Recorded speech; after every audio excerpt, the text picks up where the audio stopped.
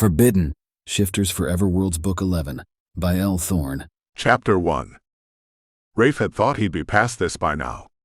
There was no reason he should feel like someone had shoved his heart into a meat grinder. No damned reason at all. His tiger snarled. The thought of her shouldn't rip him apart this way.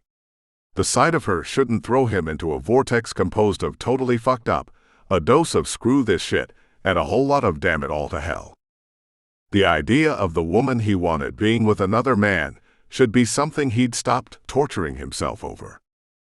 The fact the man was his half-brother, Vittorio, whom everyone called Vax, didn't help. Nor did it help that Rafe and Vax had a fucked up relationship. What made it worse? She was pregnant. Belly swollen with Vax's child, face flushed from the heat or maybe from love. Rafael Tiero, Rafe to his friends and family, pushed the thought aside. No. None of this should be happening. And yet it was. His tiger snarled again. Rafe frowned. His dark blue eyes lit up with a shade of gold in their depths. I know. She's forbidden. That forbidden fruit thing, I get that. So why do I want her? Was it that he wanted what Vax had? Sometimes Rafe wondered about that himself. It was something their father Gio had always fostered, an unhealthy sibling rivalry. And yet, Rafe had agreed to be the one to pick up Vax and Callie at the airport. Rafe had been having a fine day until then. Or so he'd thought. Then he saw Callie. Bam. Day fucked. Fucked straight to hell. Rafe had sucked it up when he saw Vax and his pregnant mate. He'd put on his big boy pants and had the stiff upper lip, and all that shit they'd tried to teach him in the dozen or more boarding schools his father had sent him to while he was growing up. After they got off the plane, Vax had given him a shoulder hug. Callie had given him a hug too, which had been awkward, what with a baby belly pushing out like that. With a smile he hoped wasn't too tight-lipped, Rafe drove his brother and his beautiful curvy woman to the Tiero villa. The whole drive there, of course, Callie oohed and awed about the beauty of Rome. This was the first time his brother's American mate had visited Italy. Vax smiled at her enthusiasm and turned to Rafe for conversation. Is Sophie at home? His brother asked him. She arrived last week. Rafe kept his voice level, his pulse under tight rein so Vax wouldn't notice his reaction to Callie. I picked her up at the airport, brought her home, we had lunch, then right off she called a cab. Let me guess, Vax said. She did all that before Gio came home. Exactly, Rafe responded. I told her Gio wanted to see her. She said, tell Papa I'll see him in a couple of weeks. Where'd she go? Callie asked. She went on to Athens, Rafe answered, looking at her in the back seat through the rearview mirror. Is she safe? Callie's forehead creased with worry. Rafe went silent for a moment. Her voice still could affect him, even though he hadn't seen her in weeks. He reflected on the time they'd spent together in Dallas before she and Vax. He wrestled control of his thoughts and pushed them away. Vax glanced at him. We have cousins in Athens, so she has somewhere safe to go. True, Rafe said. Plus, I sent someone to keep an eye on her. Who? Vax asked. Rafe smirked. I called Gavin. Asked if he had anyone he could recommend in Athens who would freelance. Shit. Vax laughed. If Sophie figures it out, she'll come looking for your ass. She needs to be protected from herself sometimes. You know her penchant for getting into situations. Rafe couldn't resist joining his brother in laughter. Amen, Vax added. She may hate me after this. Gavin said Nico has a way of rubbing people the wrong way. Women, specifically. Gavin also said Nico's one of the best at what he does. She's avoiding Gio. Callie asked, her voice laced with worry. Like the plague. Pretty sure she's figured out he's going to try to get at least one of his kids to side with him on the issues. And since most everyone else is either rebellious or being held hostage, his words, she's his last option. Callie sighed. It was no secret Callie was one of the issues Gio wanted to see dealt with. So she ran away. Typical Sophie. Vax laughed. Rafe bit back his response.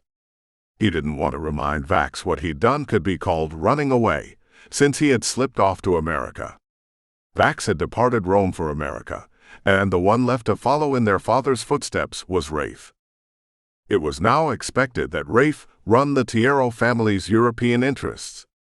All this because his older brother, Vax, had left town and violated the Tiero shifter code by taking a human as a mate. Long ago, Rafe had been the favorite. And then he'd started to act up. Rafe had spent so much time in and out of the favored position with Gio, he'd given up on making anyone happy but himself. He couldn't even do that now, since what he wanted was forbidden fruit. Can't be happy when you want the forbidden. How's Maya? Callie asks. Did she make it in? Rafe frowned.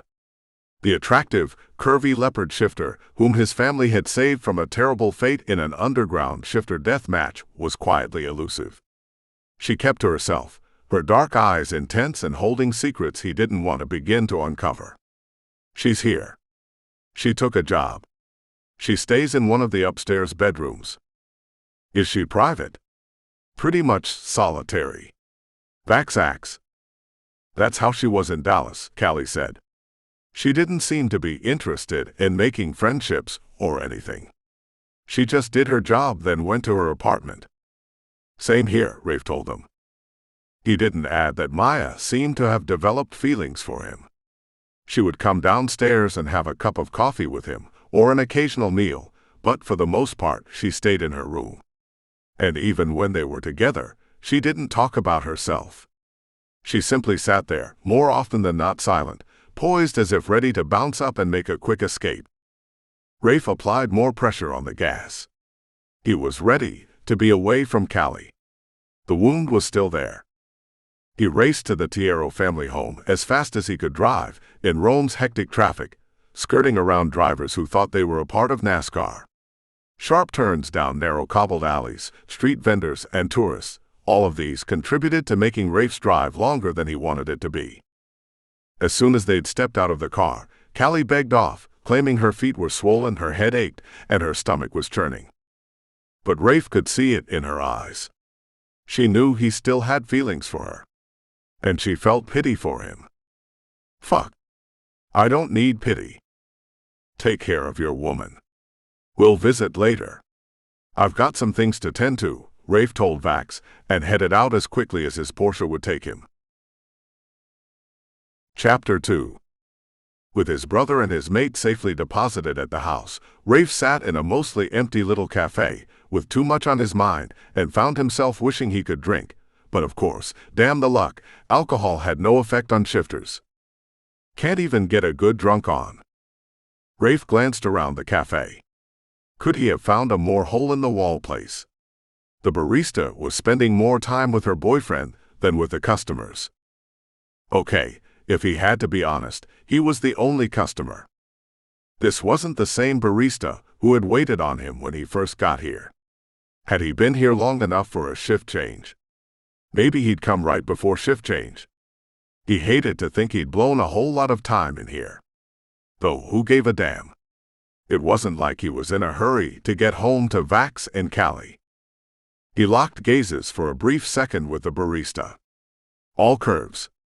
She gave him a cursory, who gives a damn look, and turned her attention away. And what did he care if the pretty brunette with the hellacious curves paid him no attention? He wanted Callie, he reminded himself. And the barista clearly had a boyfriend. He ran his gaze over her boyfriend at the counter. The guy was busy playing with the gaping holes in his ears, created by some sort of disc earrings. Rafe didn't get the fad.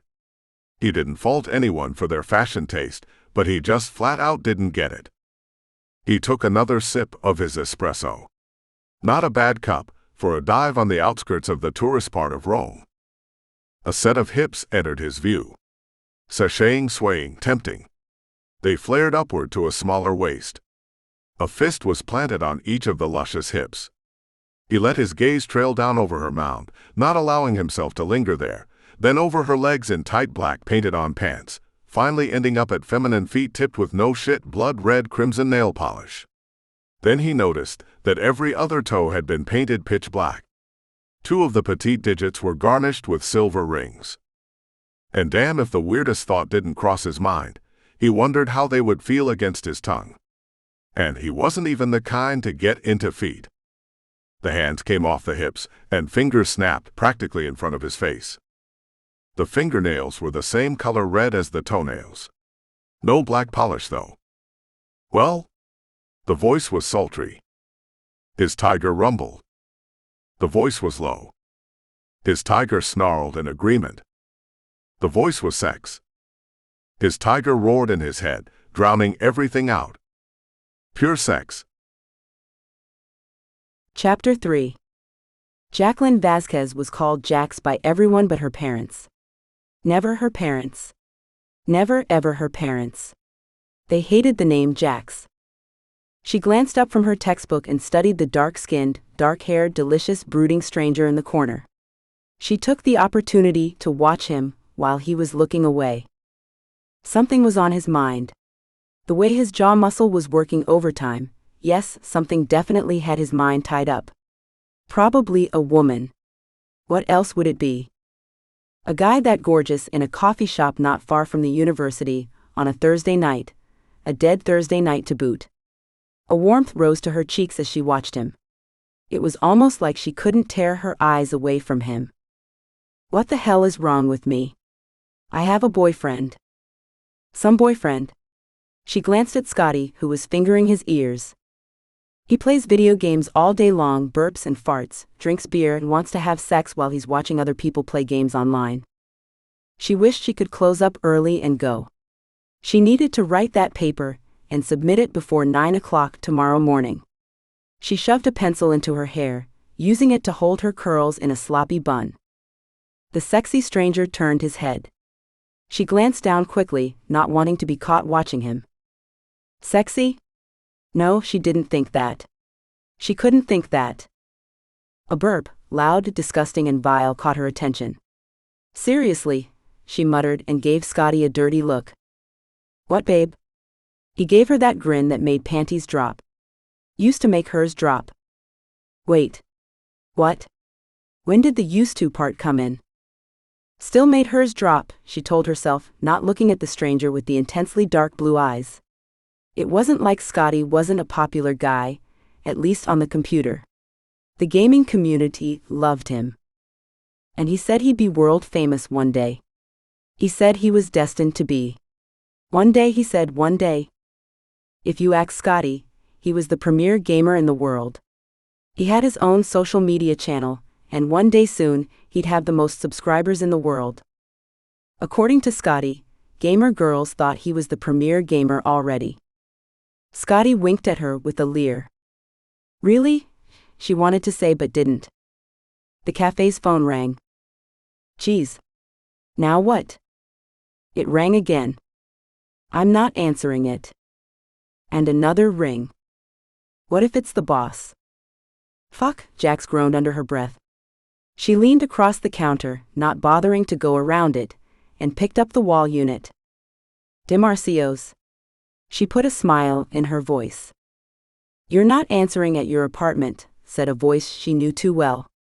So I wondered if you were working. I told your father you probably were. It's a good thing we have the number. Mom.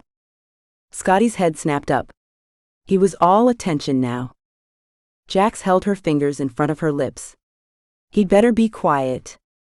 Her parents might be an ocean away, but they still had a way to get to her, to make her feel like she wasn't much more than a fuck-up. Mom thought she'd dumped Scotty. Or so Jax had told her folks. It wasn't hard to hide Scotty living with her. It wasn't like her parents lived in Italy. She breathed a sigh of relief and joy that they lived so far away. The moment she'd moved into her apartment in Rome, she'd instant messaged Scotty and he'd hoofed it over from the UK. That had been 3 months ago. Her parents had met him once, when he'd visited her in Baton Rouge. She shuddered at the memory of that fiasco. But why was Mom calling? Is Dad okay? He's fine. We're both fine. You should check your messages. Phone's dead, Mom. Did she really have to get a lecture on message checking? If you'd sent an email, I'd have gotten it. You know how I am about computers. Her mother's standard reply. What is it this time? Jax wondered. Some juicy Baton Rouge gossip that merited a phone call. Give me some money, Scotty growled in her other ear. I need some Jack. Jax put her hand over his mouth, gave him a dirty look. Sorry, Mom. I'm at work. Can I call you right back? Right back being after I get home. Or in a week. Or two. Scotty snapped his fingers at her, then made the finger-rubbing gesture between his thumb and index finger. He wanted money bad. Actually, no, he didn't need money. He'd tell you that in a heartbeat. It was easy to say when someone else was supporting him. But it really wasn't the money that he wanted. That wasn't his endgame tonight. Tonight he wanted Jack bad. Jack Daniels, Scotty's best friend. Jax planted her palm on his chest and pushed him away. She slipped her fingers into her apron pocket, grabbed some bills and tossed them his way, mouthing the word go. Scotty reached out, grabbed her ass, and planted his lips on the side of her neck, then sucked enough flesh with enough strength to leave a mark. She rolled her eyes at him. He had to get a job. Hand over the phone, she shook her head, kissed his cheek, gave him a smile, then waved him away. Jax held so tight to the phone her fingers hurt. Sorry, Mom. Customers? She glanced at the stranger in the corner. The way he was watching her, she could swear she felt his gaze like a touch. Felt it in every nerve ending. Crazy intense, that's what he was. His lips moved, almost a smile. Just one corner went up, not quite into a smile, but not into a smirk either. She fumed. He was amused by her predicament? D-bag. She turned her back on him. No, Mom. I'm not ignoring you. I heard you.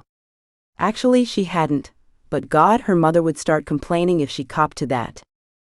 Okay, then Dad and I will be waiting for you at the apartment. Jax started to hyperventilate. Wait. What? What did she just say? Gulp. Mom? Yes? Her mother's voice was way too sticky sweet. Way too innocent. She's pulling my leg. They aren't coming. They aren't here. Never mind. I should have known you were kidding. Jaclyn. Mom's no-nonsense tone. I'm not kidding. And I knew you weren't paying attention. I just knew it. She picks this time of all times to decide to test my listening skills. Mom. Don't joke like that. Is that my own voice? I sound like I'm in a panic. Because she was in a panic. She fought the urge to laugh hysterically and thought of her apartment. Scotty's shit scattered all over the place. Oh. My. God. Scotty? He was probably going to head over there with his newly acquired bottle of Jack. The Jack I paid for. We're on the way right now. You're not in Rome. You're not in Italy. They can't be. She pictured her parents, sitting on the screened-in porch in Baton Rouge, relaxing with sweet tea. There was no way they were in Italy. If you'd check your messages, you'd know. We left you several. Your dad got a great deal on a cruise and a flight. Those frequent flyer mile things pay off. Aren't you thrilled? Your dad's so excited to be in the land of his great-great-grandfather. He's... Stop the fucking madness. Head spinning, Jax had to end her mother's monologue. I'm not going home, Mom. Quick. I need to think, quickly. I need a plan. First, she cursed herself for not having charged her phone. Where the hell was it anyway? Oh, who gives a damn? Her mind was wandering all over the place. It felt like it was bouncing more than those little pop rock candies she used to pop in her mouth. Think.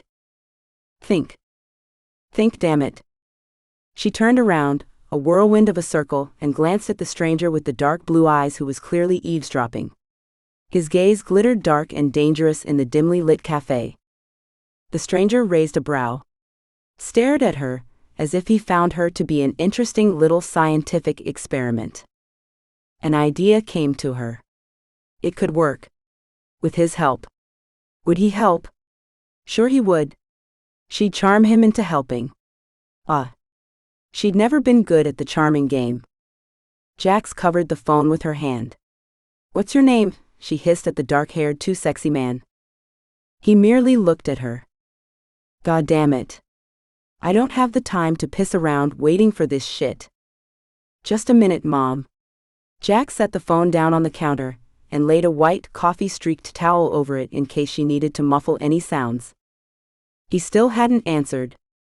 She stalked over to the stranger and put her hands on her hips. "Well?" Chapter 4. Rafe was wrong. Way wrong. The voice was more than low, husky, and sexy. The voice was dangerously angry. She tapped crimson nails on her painted-on pants, drawing his sight to those thighs, those fingertips, thinking all the wrong, but Christ, so very right thoughts. "Well, what?" he asked her. "I asked you your name." He let out a scoffing laugh at her attitude and her demand. "That's none of your business." "Look." Panic made her eyes widen. What the hell is she afraid of? "I need to know your name. Like now." He tilted his head, studying the curvy, dark-haired beauty. "You're not Italian. You have an American accent." It reminded him of the accents in Texas, a little. But different, somehow. "Who gives a damn if I'm American or not?" She glanced at the counter where the phone that she'd covered with a towel lay, then turned back to Rafe. "I need you." He laughed. He couldn't do anything but laugh. She had a loser boyfriend, and she was in the middle of a conversation with her mother. He tried to tune it out but had heard snatches. Damn shifter hearing. His tiger snarled, but playfully, because the tiger knew Rafe wasn't serious. Rafe and his tiger were tight. Peas in a pod. He wasn't one of those shifters who battled with his tiger for power. They were one, and a damn good team if you asked him. "I need you," he repeated. That's a hell of a pickup line. He stood and put his hand on his zipper. "But all right, I'm in." Jax's mouth dropped open. Whiskey Tango Foxtrot. Oh no, he wasn't. With an amused look on his face, this devastatingly sexy, darkly dangerous, indigo-eyed sex on a stick plucked at his zipper and pulled it down a notch. "Oh God. Oh yes he is." She slapped at his hand. "You bast." Her voice was too loud. God, what if Mom heard? "Ard." She finished the word with a growl. He smiled, took his hand off his zipper. She tore her eyes away from that area. "That's not even like me. I don't check out men's crotches." She focused on his face. He was way too handsome. And tall. Jesus. Nice chin, nice jaw. Even nicer lips. Perfect lips. She had to stop this. She had to take care of this business about her mother and father. "That's not what I need," she snapped. He quirked a brow, a sarcastic yet amused expression on his face. "Okay. What do you need me for?" "Don't look at me like that," she huffed. "Like what?" "You know." She glared at him so he'd get the message. "Like this has anything to do with sex." She spelled it out for him, then wondered why the hell she'd done that. Oh shit. Mom's still on the phone. She ran toward the counter, threw the towel off, and picked up the phone. "Sorry, Mom." A dial tone greeted her. Damn, just when she thought her plan to bring them here and then shuffle them off would work. Fuck. Fuck. And fuck. That was all she could think to say.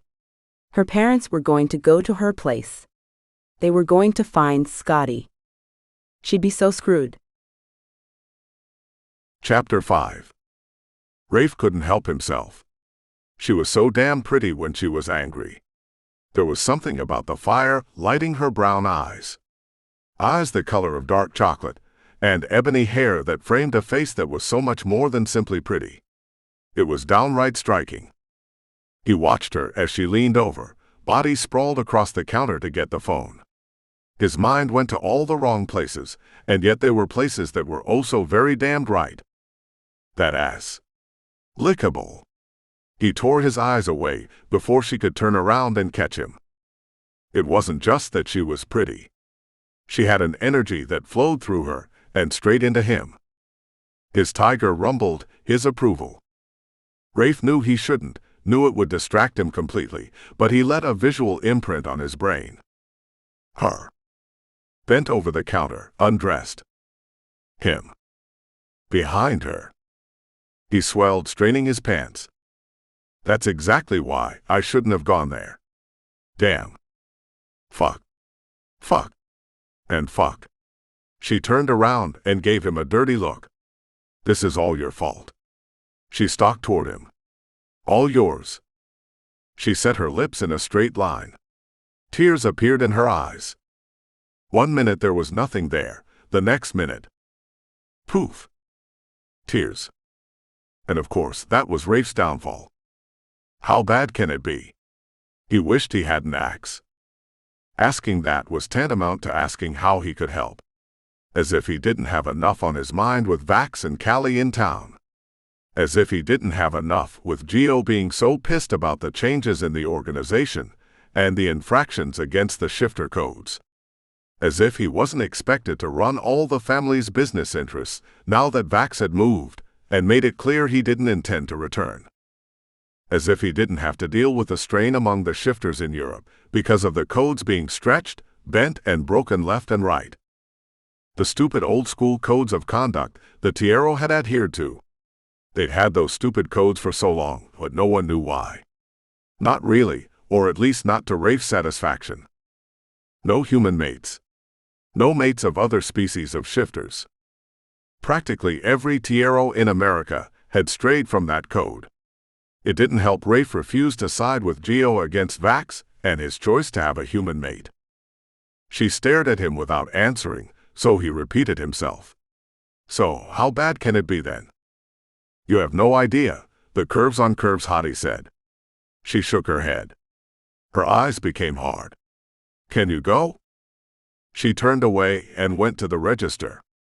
After she'd locked it, she put the key in her back pocket, turned off the lights in the pastry display case, flipped off the switches on the coffee machines and blenders, then looked at him as if surprised he was still here. Suddenly he wasn't her savior, she merely wanted him gone. A flare of anger rose in him and in his tiger. Anger that she had a boyfriend who was more boy than man and much less than she deserved. Anger that... Rafe didn't know why he was so angry. His tiger released a roar. I don't think so. She whirled around. What? What do you mean, you don't think so? I'm a paying customer. I think I'll stick around. No. She took a deep breath, as if to gather control over her outburst. You have to go. Give me a good reason why I should get out of here. Rafe sat in the chair again, crossed his legs, steepled his fingers, and put the tip of the steeple against his lips. Go on. A beautiful shade of red crept up her neck, coloring her face. Her eyes flashed lethal anger, and her full lips, made for kissing and other gloriously naughty acts, drew into a thin line. She'll make a great mother one day. What the hell kind of thought was that? Jax had to get him out of there. What the hell was wrong with him?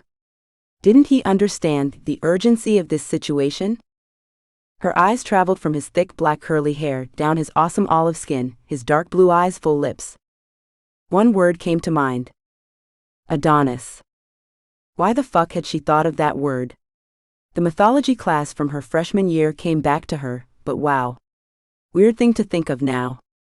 Freshman year had been so long ago, considering the 2 years she'd taken off from school. 2 years that had greatly disappointed her parents. Listen, you. She reached behind her, untied and yanked off her apron. Rafe. She glanced back at him, missing her throw. The apron landed on the floor instead of the counter. Shit. Nothing is going right tonight. Not a damn thing. What? Rafe? That's my name. Not you. Oh, now you tell me. Where had that information been when she'd needed it so badly? He cocked his head and gave her a shrug that was so very European. I need you to go. My parents are going to my place. I've got to intercept them. Why? She wasn't going to answer that. None of this was any of his damned business. Because? Why don't you let the guy with the holes in his ears let them in? She grimaced. How would this perfect guy, with his perfect looks, his perfectly awesome muscled body, and his casual but classy clothing, get it? He was probably the apple of his parents' eyes. You wouldn't understand. Parents. Expectations. Like I said, you wouldn't get it, she scoffed. You have no idea. His eyes were hooded, his expression stoic. Yeah, well, I don't have the time to wax sentimental about our parents. I'm not going to compare mine to yours. She grabbed her bag. Can we just go? She made an up wave with her hand. I wasn't really done with my coffee. She glanced in his cup. It's empty. Why was he doing this? Perhaps I want another. You're fucking with me, she fumed. Hardly. You're dressed, neither of us is sweaty, and you're not moaning my name. As if I would. She leaned over, snatched his empty cup and walked it to the counter. Now. Rafe. He crossed his arms. That's some customer service, miss. What's your name? She ground her teeth. Please? Since you ask so nicely. She followed him to the door, digging her keys out of her bag. She could lock up, and then she'd run the 4 blocks to her place. She'd run her ass off and beat her parents there. He reached for the door and held it open for her. Jax glanced at him sideways. Now he has manners. Too little too late. She grumbled a thanks, turned around and tried to slip the key into the lock. Fumbling with the keys, she dropped them. Damn, she murmured and reached to pick them up. Except she bumped heads with the Greek god and fell backward. Quicker than a man should be able to move, he helped her regain her balance, then assisted her up. Holding her keys, he said, "Let me," and locked the door for her. Thank you. She took the keys. Give you a lift? Jesus. He was a lifesaver. Maybe she stood a chance of beating her parents there. Chapter 6. Rafe wanted to curse. Had he really just offered her a ride? Like he needed to take this girl's problems on. This girl with the funky toenails, curvilicious body, and an ass that was begging for someone's tongue to pay it homage. He sure had. Fool. Sucker for a pretty face and a killer body. And a train wreck of a life, clearly. He unlocked the car, held the door open for her. He'd barely gotten it started and was turning left like she'd told him when she said, "Can you pick up the speed, please?" Sure. He shoved his foot onto the gas pedal. She squealed and grabbed the door handle. A laugh slipped out, followed by another. He couldn't help but smile at her delight. Right there. She pointed less than a minute later. He pulled in, got out, and opened the door for her. "Let me walk you to your place." He closed the passenger door. No. She put a hand on his arm. But thank you. I owe you a coffee. I need to run up there and make sure my life hasn't ended. That's a little melodramatic, don't you think? You don't know my parents. You don't know how they feel about Scotty. About me in general. She glanced up at the building. The lights are off. What's that mean? Hopefully, that my parents haven't beaten me here. And that Scotty isn't here either. So, how do they feel about, Rafe could barely say his name. So not worthy of this girl. Scotty? She gave him a look of disgust. They don't. She peered up at the window again, nervously, and plucked a pencil from her hair. Thanks again. I'll buy your next espresso. She turned toward the metal staircase, then glanced back at him. That was it. His tiger snarled. Guess so. Jaclyn. A woman's high-pitched voice came from across the street and down the way. See, Major. I told you her apartment was on this street. The curvy barista paled and grabbed the metal banister for support. You, Jaclyn. No. Fucking way. Jax felt like her stomach had slipped through her body and landed on the concrete below with a thud. Mom, she whispered. And just like that, her life went to hell in a handbasket. She glanced at the window. If Scotty was up there, she couldn't take her parents inside. What if he was there and gaming with the lights off the way he sometimes did? I'm fucked, that's what. She felt unsteady, like she was going to collapse. She held onto the railing tightly, gripping it as if she could squeeze the life out of this damned moment. Hi, Mom. Major. Her father's nickname was Major. Everyone called him that, including Mom and her. The Greek god didn't move. He stood there, watching her with an intensely interested expression. Don't you need to go? She whispered to him. I'm not in a hurry, he said. Except he didn't whisper it. No, that would have been too right. He said it loud enough for Major to hear. Who's this? Mom piped up. Is this your boyfriend? You didn't tell us you had a new one. Her gaze traveled up and down Rafe's body.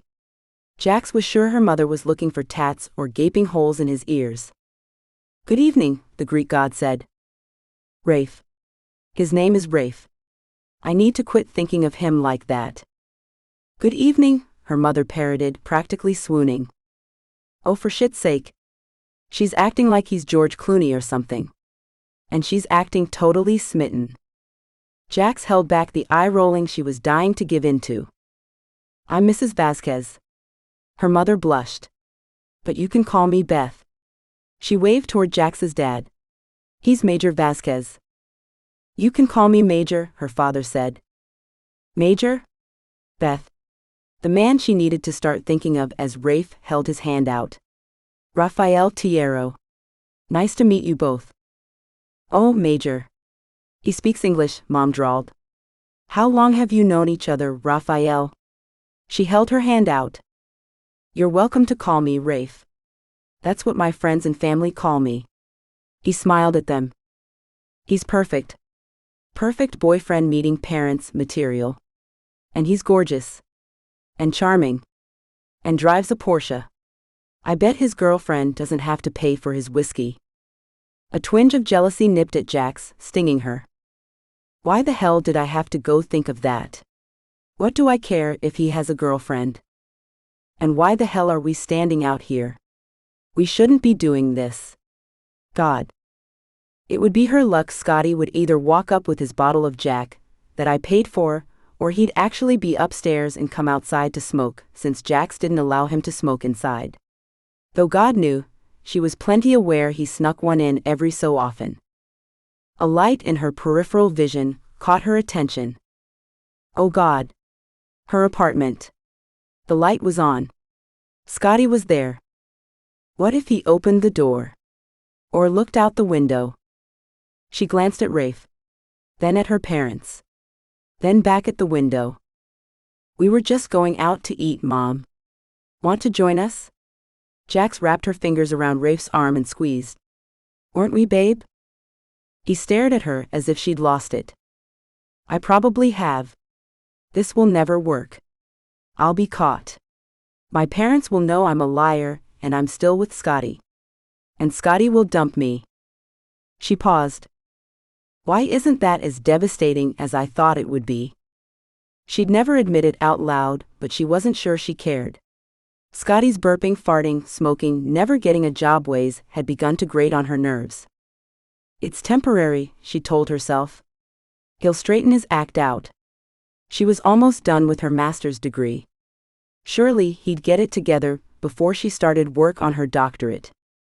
The hunk next to her still looked at her, one brow raised, wearing a slight tilt of a sardonic smile.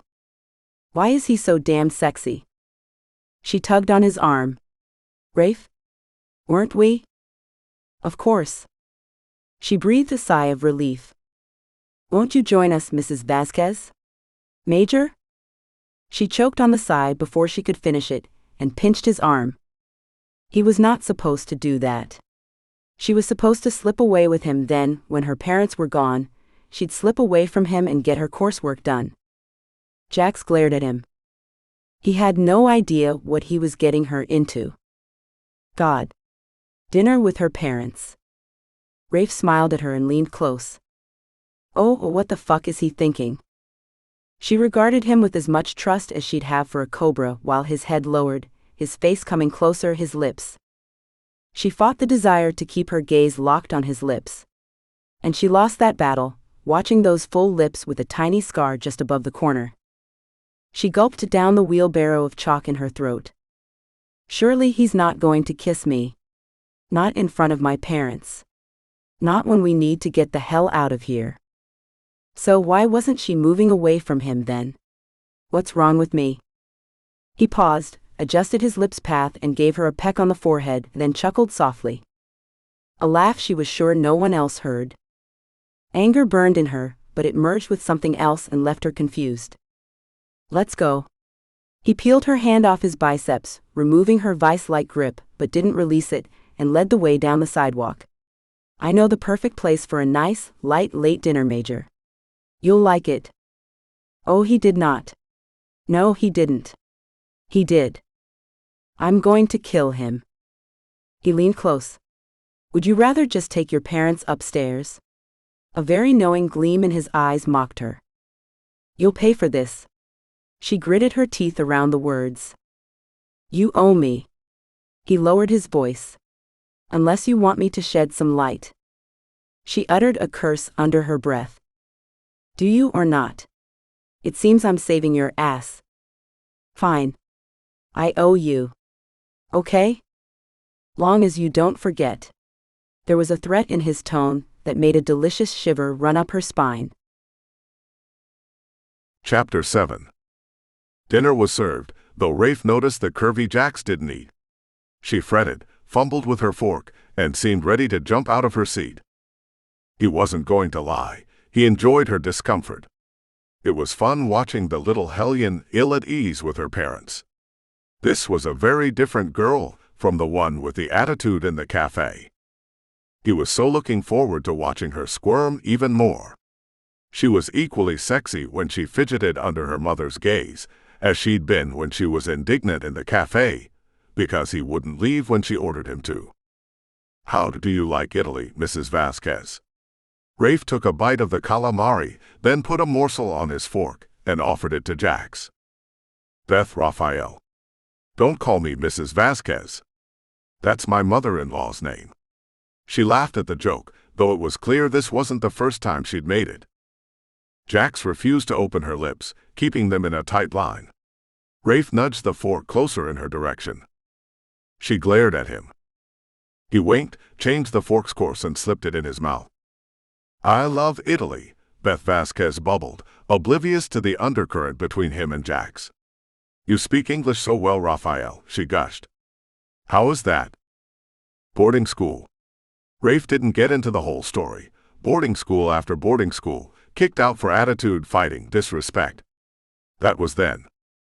How wonderful. How did you and Jaclyn meet? How long have you been going out? Beth. Major cleared his throat.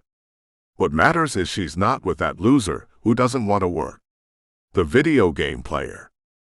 Rafe bit back a smile at the darkness of Jax's gaze and the way a tiny vein in her temple ticked.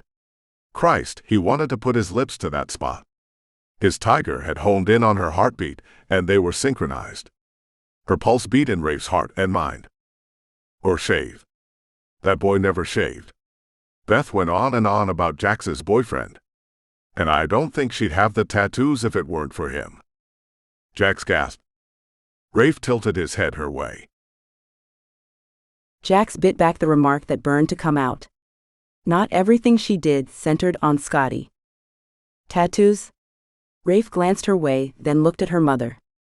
Jax was torn between which one of them she'd rather strangle first. She put her hand under the table on Rafe's thigh and squeezed to get him away from the matter. She squeezed and made an ah sound so he'd get that this topic was off fucking limits. Jesus. His leg muscles have muscles. His quads are tight. Oh, you didn't know. Her mother's mouth dropped open. She glanced from Jax to Rafe, then back to Jax, as if she just realized this meant Rafe hadn't seen her without her clothes on. Her mother sighed. Oh great. Just fill that head up with this bullshit romantic fantasy. To kill the subject, Jax let her fork fall to the wood floor with a loud clatter. She dropped beneath the table and fought the urge to punch Rafe in the knee. She slipped out from under the table and resumed her seat, keeping her eyes glued to her plate. Everyone else was quiet, thankfully. So back to the tattoos. Rafe had a smile in his voice. She looked up. His dark blue eyes flashed with enthusiasm. A deep golden glow lit up their depths. It was so hard to be pissed at him when she gazed at his face. Rafe turned his attention to her mother. How many tattoos? How long have you two been dating? Her mother asked. I would have thought you'd seen at least one. Not long, Rafe said. So more than one? Forever, Jax grumbled.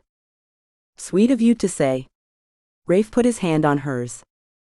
His fingers wrapped around hers while she gripped the fork and quenched the urge to stab something.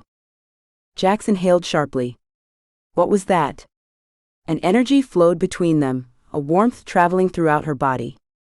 She glanced up at him to see if he felt it, to see if she was crazy. It felt like she was in a tunnel, and the tunnel was taking her somewhere farther and farther from where she was now. And the farther she went, the more she realized she wasn't alone in the tunnel. Rafe was there with her. I'd have thought you'd at least seen the tiger, Jax's mother said, but it sounded like she was far away, her voice distant. Tiger? Rafe never took his eyes off hers. He simply uttered that one word, and his gaze locked on her as if he was a predator on the savannah and she his prey. Jax fought the urge to shake her head to clear it. No, she didn't feel like prey, but she did feel like she belonged. To whom? To what? What tiger? Rafe's voice had a timbre that resonated in her body, thrumming her nerve endings, touching areas that were sensitive and yet untouched. His piercing stare was still on her face. The tattoo on her neck.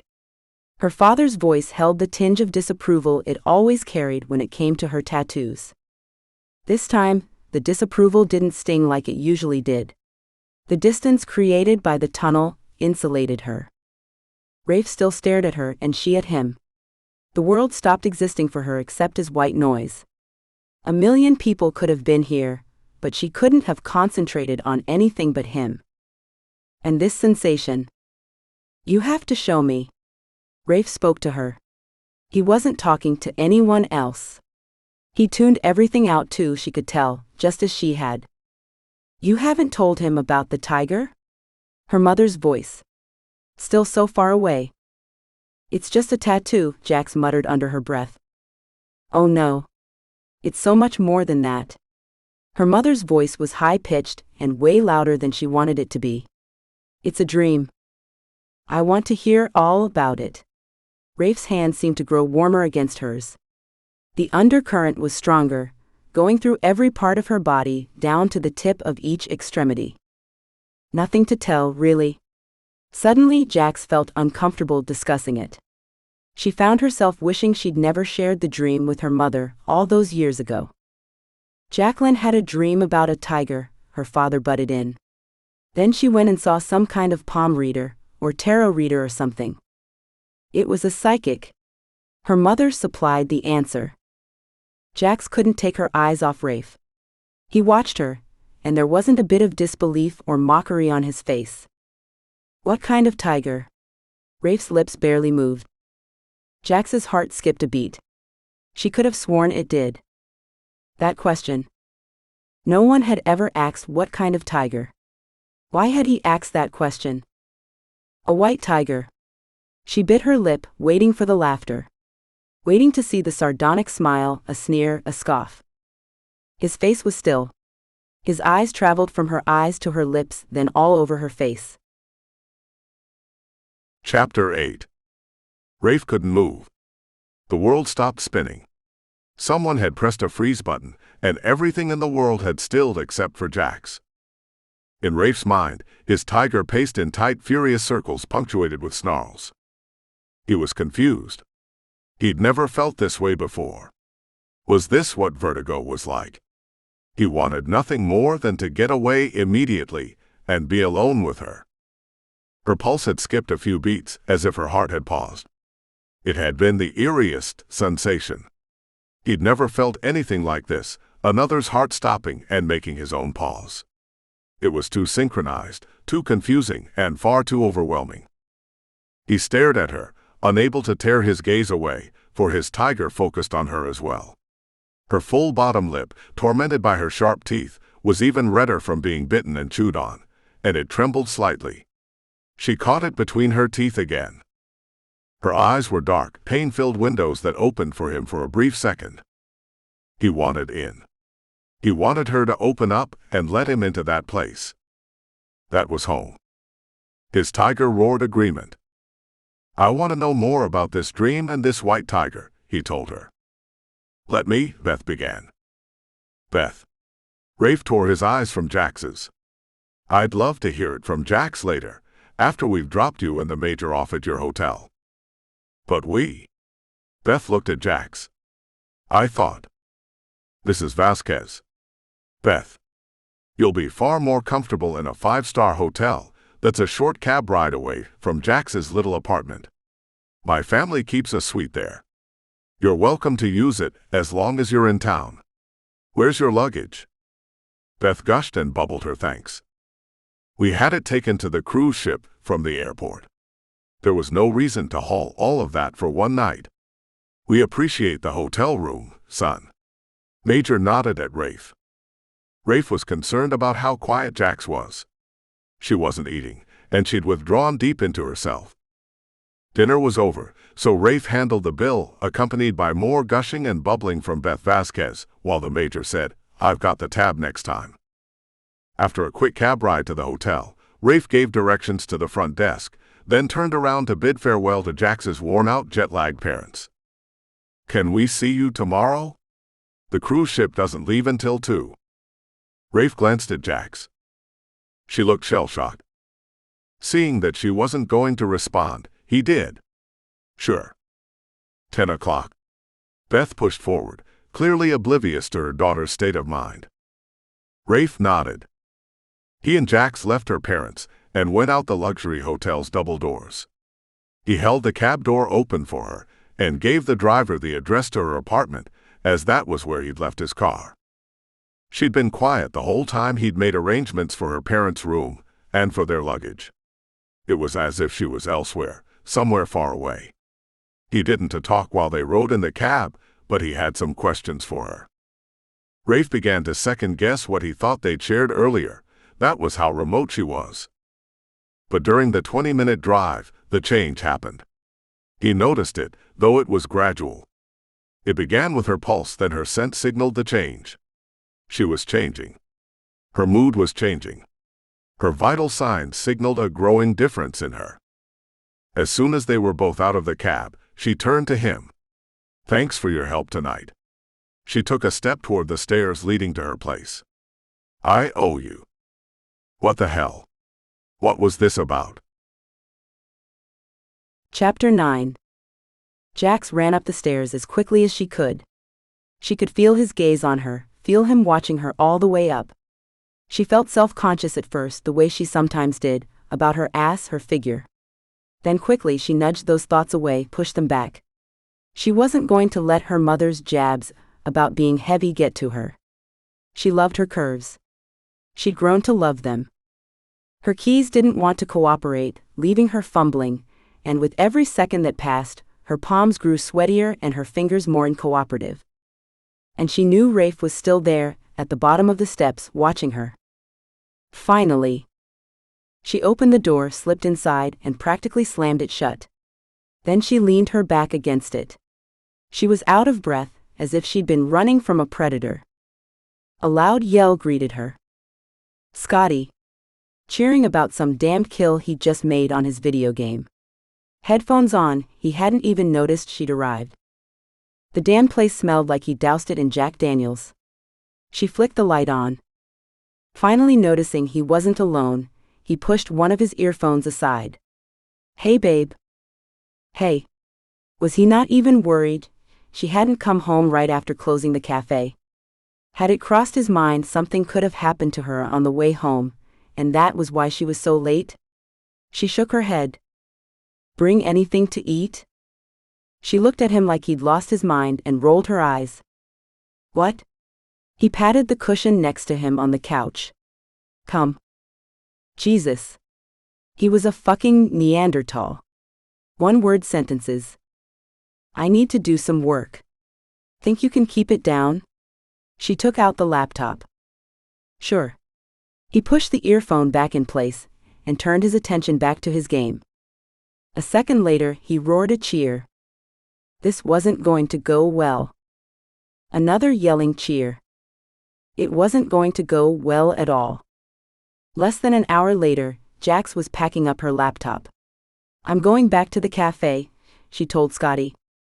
"Why?" The word was slurred, courtesy of his Jack. "You won't shut the fuck up."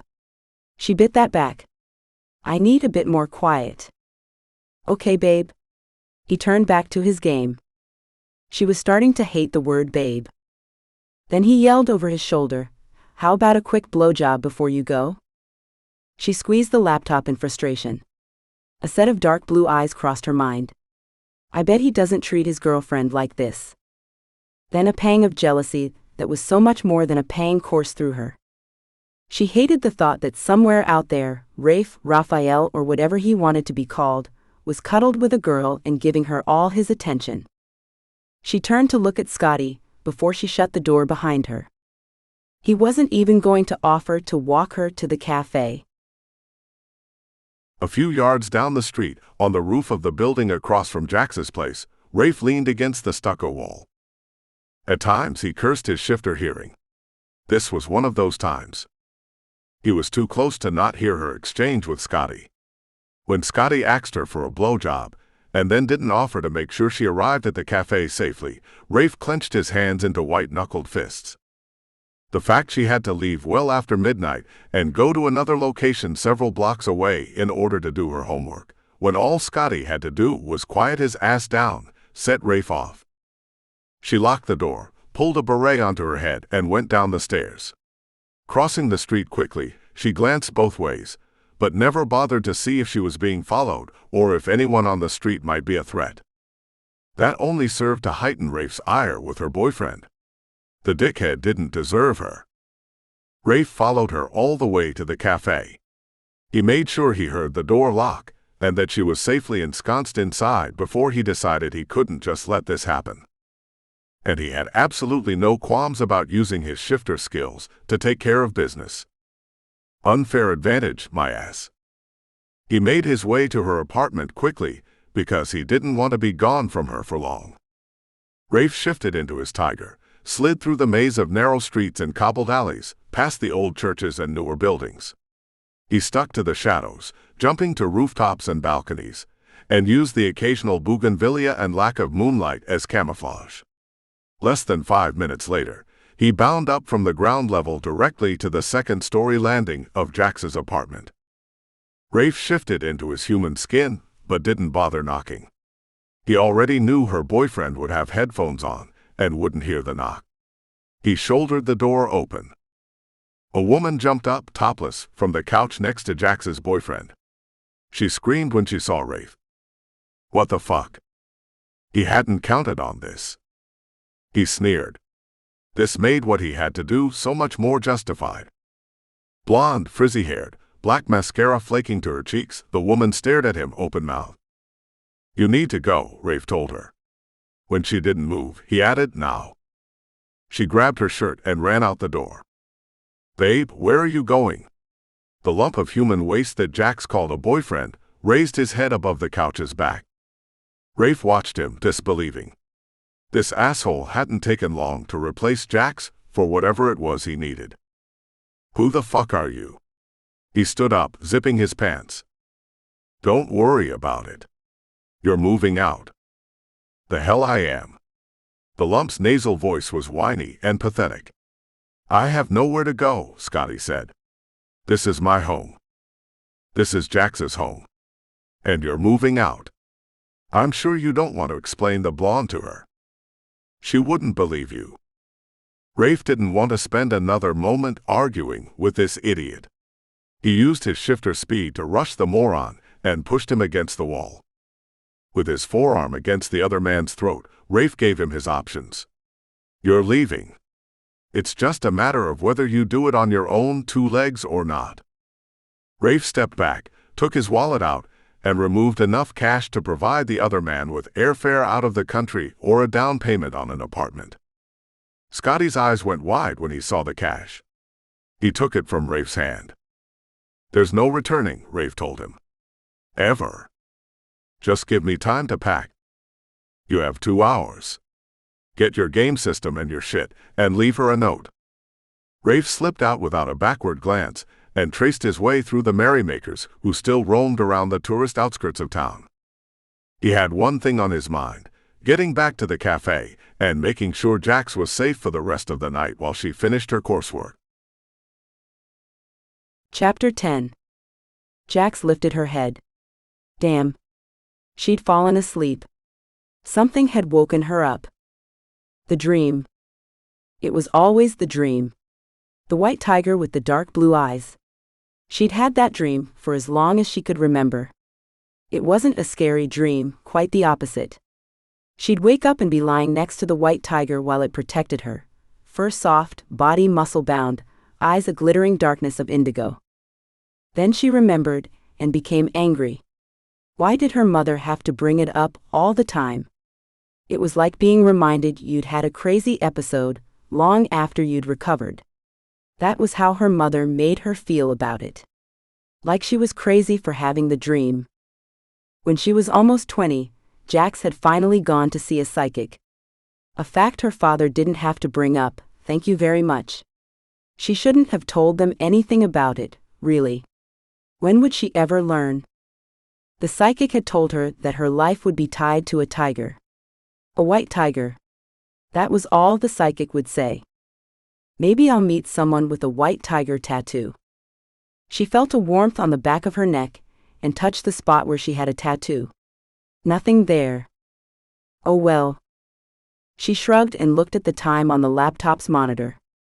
There was drool on the table. And on the side of her face. Ew. It was cooling and left her with a nasty feeling on her cheek. She wiped it off with a beverage napkin. 5:30. She stared out the full-length windows.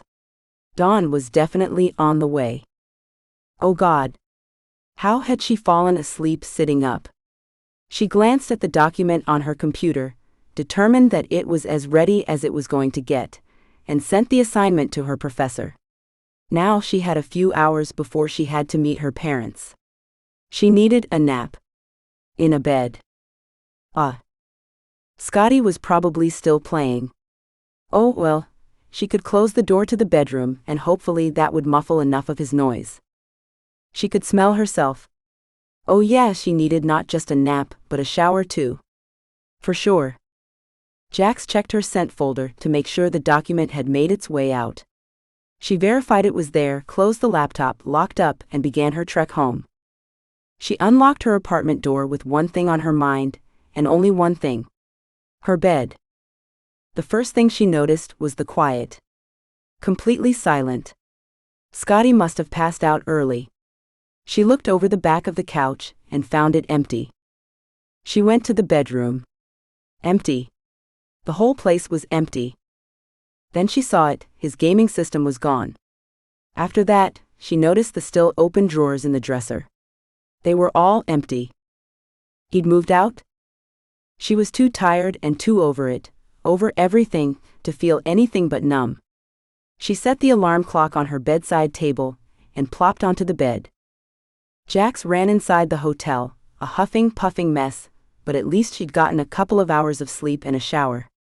It was 10 o'clock, right on the money. Why do I still care so much if I'm a moment late? How can that bother me so much? She wasn't going to psychoanalyze her flaws and how she'd always failed her parents. Her grades were B's instead of A's. Her boyfriends were never the right kind. Her hair was always the wrong color when she put highlights in it. Her nails were too red, her laugh too loud, and her tattoos too plentiful, and she only had 3. You'd have thought her entire body was covered in ink. Her mother gave her a peck on the cheek. "Where's Rafael?" was the first thing she asks. Not "how are you," or "did you finish your paper?" Not anything else. Not here. Jax fought to keep the hostility from her voice. "I will not compete with a stranger." The weirdest question came to her mind. Maybe one day she would ask it. "Do you love me? Or do you love me for what I can be that's a reflection of you?" "Your dad's nervous about getting to the ship on time." Jax's mother laughed, seeming a bit on edge. "We're going to get a quick breakfast and then go that way." Her parents turned toward the front desk, talking to the attendant. Jax sensed him before she saw him, a tingle caressing her skin the way a balmy breeze would. It was a warm sensation, comforting, but at the same time it had an electric charge that felt as if she'd put a vibrating dildo straight on her clit. Shit. I did not just think that. Heat rose to her cheeks. What the hell? She was standing with her parents. She couldn't think sexual thoughts around them. Rafe. A surge of adrenaline followed the tingle and drove through her like a locomotive. The adrenaline was more powerful than the time she'd gone swimming in the Gulf. She jumped off of the charter boat and was enjoying the warm water. And then, hell broke loose. She'd seen 2 fins in the water. Big fins. Scary fins. She couldn't move fast enough, but at the same time, in the back of her mind, she kept thinking somewhere she'd heard that splashing attracted sharks. She remembered the way the adrenaline had made her feel. That sensation had nothing on what she experienced right now, seeing this man in the daylight. His hair coal black as her own. His eyes a brilliant, mysterious dark blue. A face that still belonged on a Greek god, even in the morning's revealing light. The morning's revealing light. She thought of her own face. The dark circles she'd seen there this morning when she'd stepped out of the shower. "Sorry about the delay." Rafe put his hand on the nape of her neck and pulled her close. It was like a stun gun had touched her when he put his fingers there. He felt it too. She knew because his hand left her skin for just a moment. He jerked it back and looked at her. Her parents were signing papers at the front desk and didn't seem to notice a thing. Rafe pushed the hair on her neck aside. As much as Jax wanted to jerk away from him, she couldn't. Chapter 11. Rafe stared. What else could he do? She had the head of a snarling white tiger tattooed on the back of her neck, hidden by her hair. The tiger's eyes were a dark blue. And, as eerie as it felt to admit it, the tiger resembled Rafe's own. Rafe's tiger roared in his head, seeking affirmation from Rafe, chastising Rafe for questioning him. Like a physical blow, his tiger's roar sent him reeling, so strong and loud it reverberated in his head and made his bones feel like they were being strummed. He thought of her mother and father, and what they'd said about tattoos, tigers, and psychics the night before. He needed to talk to her. He glanced at the clock on the wall. Her parents would be gone any time now. He wanted alone time with her. He needed some answers for him and for his tiger. And stronger still was the need to feel her body against him. He wanted her flesh next to his body. He wanted her. He wanted her. All of her. She looked at him, her eyes mysterious depths. "Oh, Rafael." Beth put her hand on his arm. "Will you join us for breakfast?"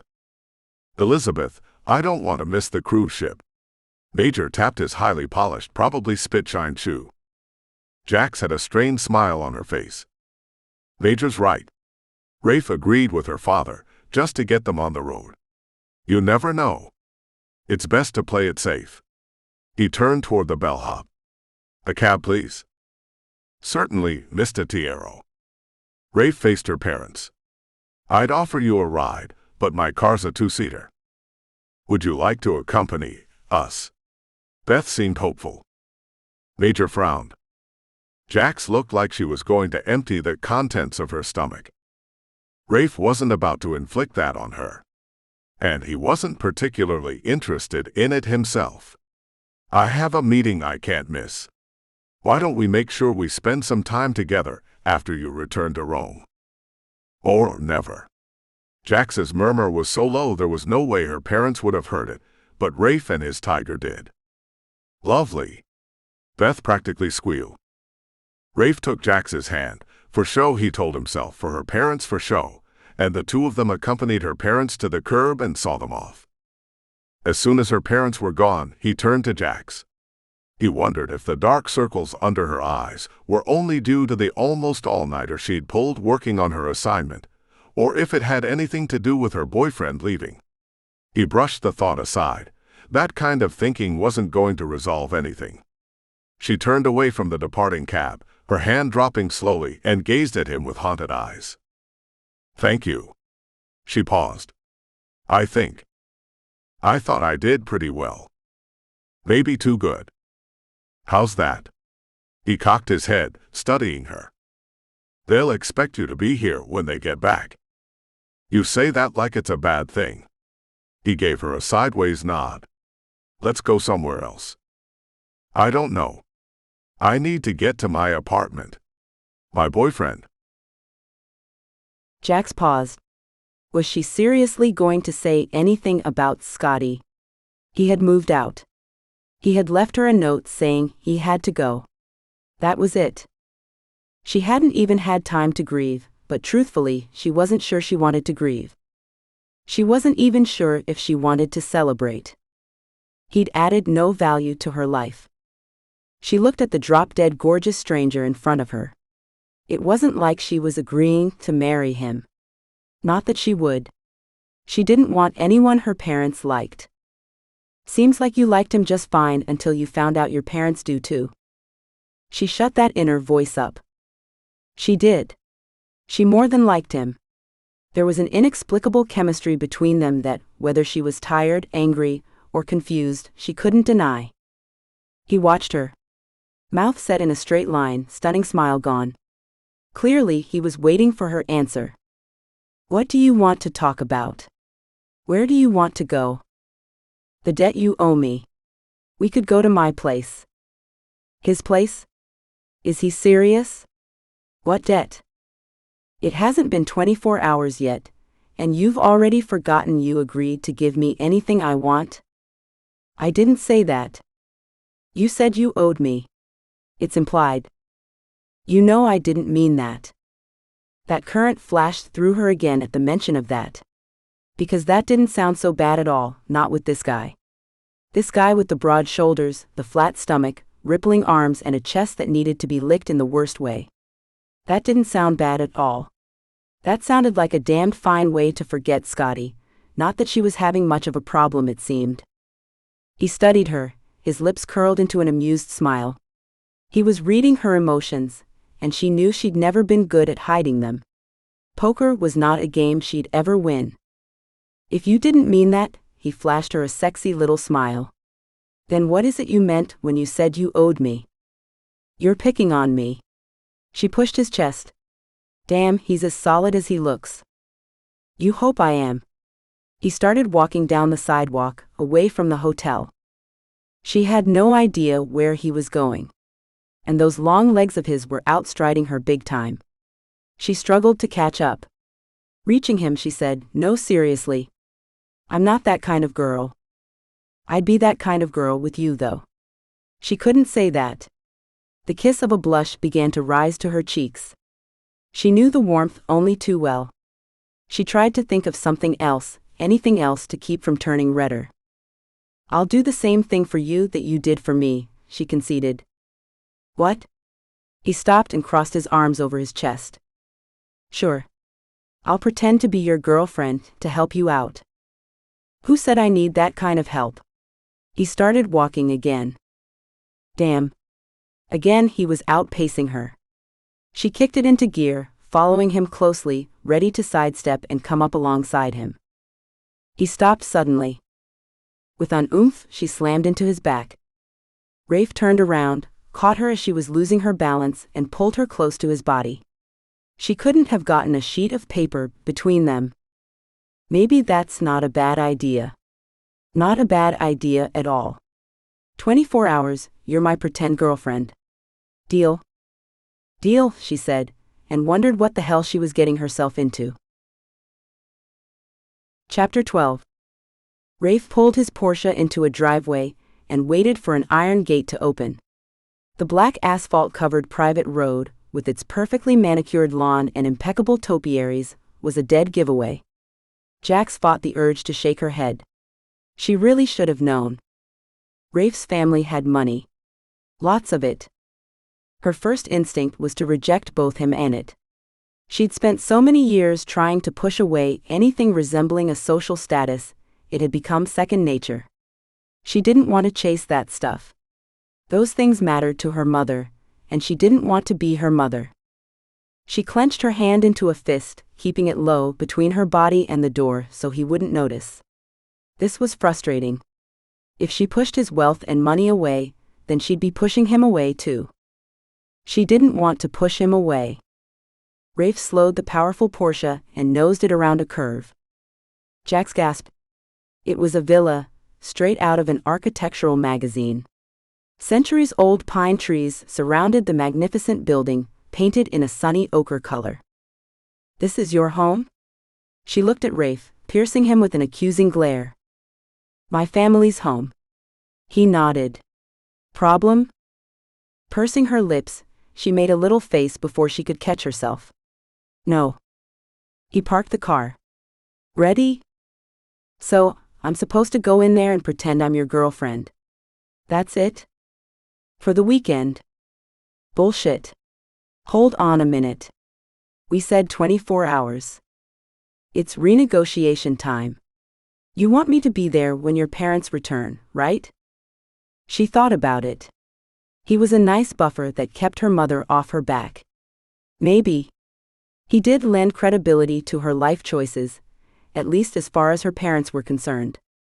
Possibly. She did want her mother off her back. That settled it.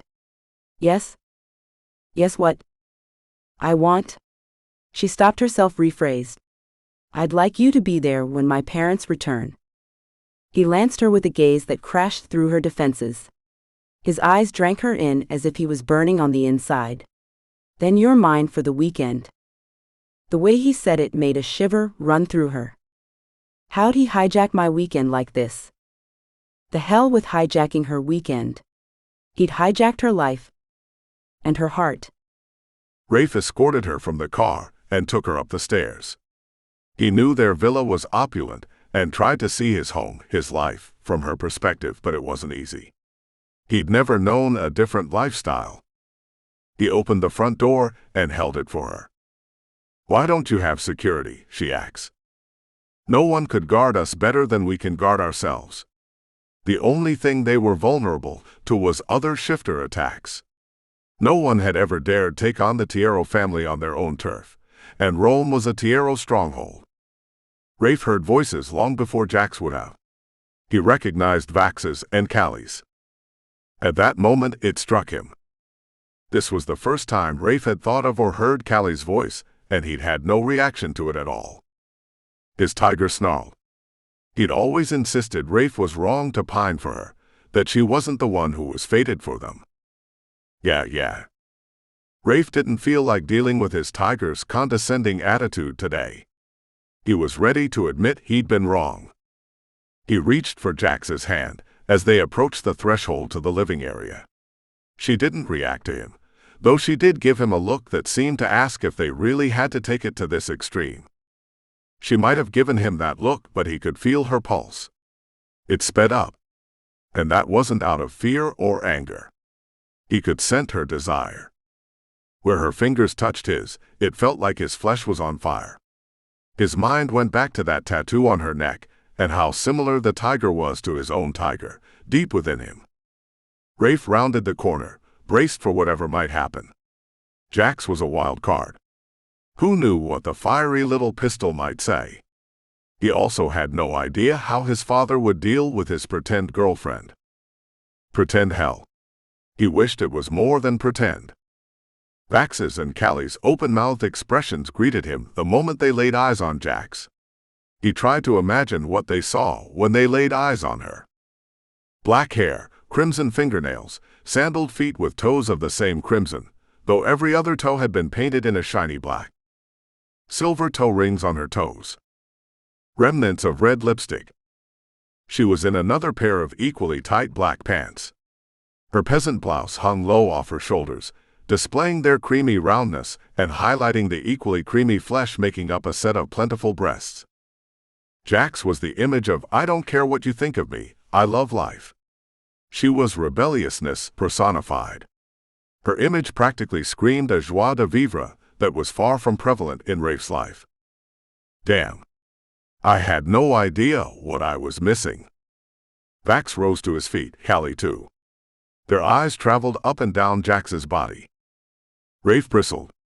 The idea they might judge her didn't sit well with him. There was no way he'd allow that. "Hi," Callie said. Vax smiled. "I'm Vax, Rafe's older brother. This is Callie." He put his hand on his mate's belly. "And this is little Vax. Jaclyn Vasquez." Rafe did a double take at her. "Call her Jax. She hates Jaclyn." Jax laughed. Her laugh was like a secret handshake that only the two of them got, a low sound coming from her chest that traveled straight to his heart. "And his Johnson." Jax held her hand out, shaking Vax's then Callie's. "Congratulations." She indicated Callie's midriff. "Boy, I presume." "Boy," Vax said. "Maybe not," Callie corrected him. Vax laughed. "We'll see. Others say differently." Callie shook her finger at him. "Who dares defy me?" Joy colored Vax's voice. Rafe stopped to study his brother. He had never seen him this happy. He'd never known his brother had this side to him. The only side Rafe had ever seen was Vax's anger. And all of it was because of their father. Rafe admired the way Vax was with Callie, the love he clearly had for his mate. It struck Rafe he'd never really thought of any of this. He'd been so wrapped up in the feelings he'd thought he had for Callie. Rafe glanced at Jax. She studied him, as if she was in his head and could discern what he was thinking. "We're going out to the gazebo." He pulled Jax's hand, leading her to the French doors a few yards away. A feminine cough caught his attention, and he snapped his head to the right. In a chaise lounge on the far side of the room, Maya was reclining. Her pale skin and ethereal beauty and stillness almost made her look like a statue. She was exquisite, a curvy beauty that was unparalleled, sure, but her remoteness made it hard to have a friendship with her. "Hey," Rafe said to her. Her countenance had a measure of warmth, then she glanced at Jax, and the warmth dropped several dozen degrees. Her eyes traveled over Jax's casual sexiness, so different from Maya's own aloof brand of sexual appeal. Rafe stiffened. He had no problem helping Maya out with a job and a place to stay, but he wasn't going to have Jax treated wrongly. She got enough of that shit from her parents. And anyone who bothered to learn what Jax was about would find a wholesome, wonderful, amazing woman who'd clearly been through enough shit. He tugged on Jax's hand, not bothering to introduce her to Maya. Chapter 13. Since she'd gotten out of his car, Jax had felt like she was starring in an episode of The Twilight Zone. No, not an episode, more like a whole season's worth of it. A feeling of something much more than jealousy flooded through her. "Who's that?" she asked once they'd gone out the French doors onto a patio that had probably cost more than some people's homes. "My brother and Callie." "Right. I got that." Her voice dripped sarcasm. "The dark-haired ice queen." "Maya. She's your ex? Sister?"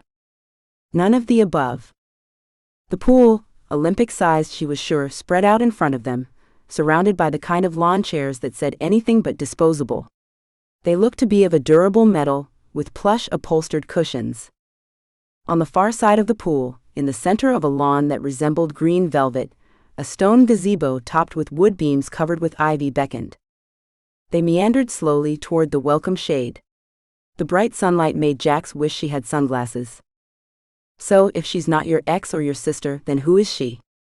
She's a guest. She also works at one of our hotels. She's not very friendly. Or is that just me? Maya's quiet. She doesn't talk to anyone.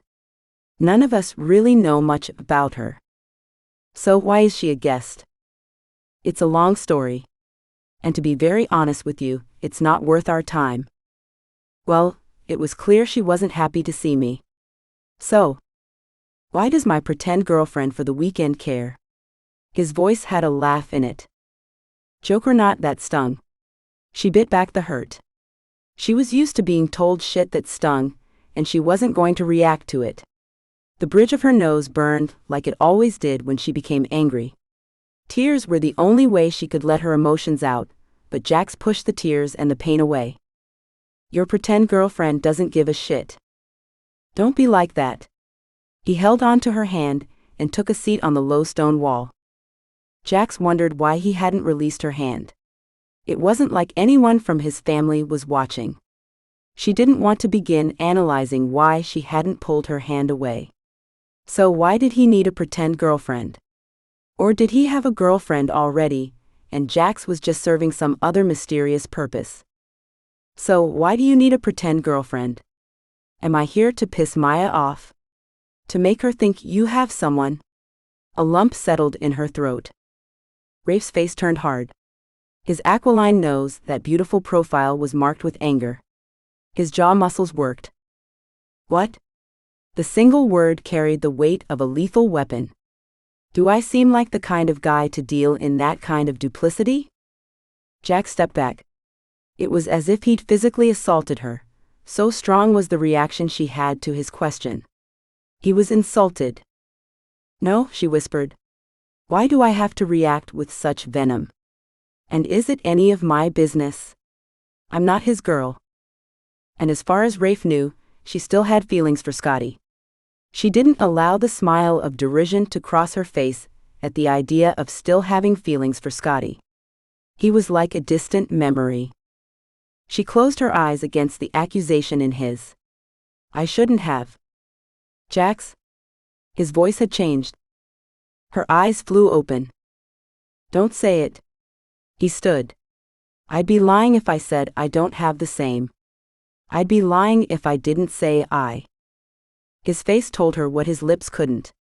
The indigo passion of his eyes reached deep into her, into the place she'd never let anyone enter.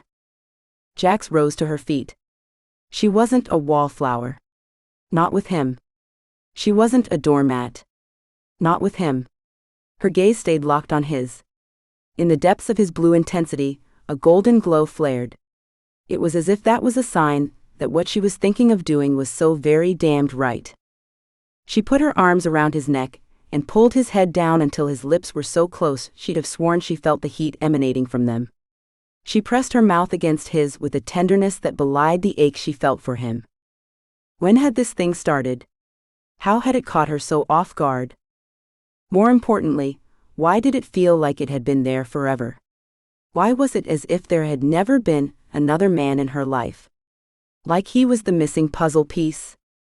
She felt his breath as he exhaled, warm with a hint of spice, like cinnamon or something exotically Mediterranean. It caressed her face and her lips. She breathed it in, then held her breath as if she was holding him captive. She kept that breath, that essence of him, trapped in her lungs, wishing she could trap him in her heart the same way. His hands alit on her hips, gently, as if she was a wild animal he didn't want to scare away with any sudden movement. One traveled up her back slowly, leaving shivers behind. The shivers fanned out completely, covering her body with goosebumps. She stood on her tiptoes and touched her lips to his. If she had to let him out of her life one day soon, she didn't want to go away without this at the very least. She didn't want to think about spending the rest of her life wondering, what if? She didn't count on her tongue, deciding it had a mind of its own. She couldn't stop herself. She traced the tip of her tongue along his lips, then thrust it into his mouth. His groan was the permission she needed, the combination to the vault. He pulled her tight against his body, his muscles unyielding to her soft curves. The passion in her heightened when his erection pressed against her, demanding, needing, throbbing. His large hands lowered, cupping her ass and pulling her upward into his kiss. The kiss had indeed become his. With another groan that revealed even more of his desire, he took control of her. Her hands made their way down over those bulging shoulders to a chest that rippled. She dug her nails into his flesh, wishing his shirt wasn't between them. A base and inexplicable yearning took over. Her moan matched his as their tongues danced together, meeting, challenging, taking and giving. Rafe's tiger roared within him, urging him to take her, to couple bond with her. Rafe pushed the tiger back. It was too early. They hadn't talked about anything. She knew nothing about him, and he wasn't willing to make her his forevermore if she didn't know what she was getting into. And yet the tiger kept insisting he knew what he was doing, that he knew she'd accept them both. Her lips were sweet, sweeter than the fire-hot temper she'd let him see a few times. He wanted this woman. Fire and ice. He loved the dichotomy of her, the two different extremes that brought out the passion in both of them. Rafe pulled away the slightest bit, barely separating their lips. I want you. He let the words fall on the warm summer breeze. I want you too, she whispered, confusion coloring her words. She trembled in his arms. You don't need to be afraid of me, he murmured into her hair. I'm not. The idea that desire had created her trembling almost threw him over the edge. He'd better pull away, or he'd behave like a caveman and take her somewhere to sample every taste and scent and touch of her. He fought with all his might to keep his tiger restrained. I could make you mine. He held her tight against him, his large hands cupping her face, his thumbs resting on her beautiful cheeks. You think it's that easy? Her words issued a challenge, but her tone said the opposite. Nothing's easy with you. He touched his lips to hers, then lifted them. And it's exactly how I'd want it to be. A soft sigh escaped her, warming his neck, filling his heart. Tell me about you. I'd rather hear about you, she countered. Nothing to tell. Youngest son of Giovanni Tiero. Brother to a whole lot of sisters. He shrugged. He didn't really want to talk about himself. So, you're the youngest son. How many other brothers? Just my half-brother Vax. He's got a sister, Vela. Then their mother died, and Gio married mine. And I've got two sisters, Lila and Sophie. You call your dad by his first name. He prefers that. Not so odd, though. Your father prefers to be called by his rank only. Even his wife calls him that. Our fathers are fucked up. She laughed. Potty-mouthed. He sat and pulled her onto his lap. She frowned and gave him a dirty look. Complaining already. I don't think you'll make it through the weekend, at this rate. Her full lips curved into a slow smile. Not complaining. I like your potty mouth. It's probably not a good idea for our fathers to ever meet. That could get ugly. He laughed heartily, his arm looped over her thighs so she didn't fall out of his lap. Or maybe they should meet, he offered. Maybe seeing each other's peculiarities would be an eye-opener. She rolled her eyes and stretched, yawning. His eyes feasted on the way her body arched when she stretched, the way her full breasts popped out, teasing him, making him want to touch, taste, and lick. She covered her mouth with a muffled, sorry. Long night. He knew about her long night. He'd been there for most of it. When had things gotten so intense between them? The undercurrent had always been there, but this fervor to have her had built so quickly. His tiger snarled at his naivete. Your turn, he told her. He wanted to know more about her. Will you show me your place first? He looked at the 3-story structure nestled in the pines behind the villa. He couldn't imagine anything more boring compared to spending time with her. Then it hit him. You're stalling. Chapter 14. Jax was stalling. The truth was, she couldn't care less whether he lived in a villa or a hovel. He pushed her off his lap gently. Hey, what's that about? She asked. Come on, we're going to a private place. To talk privately.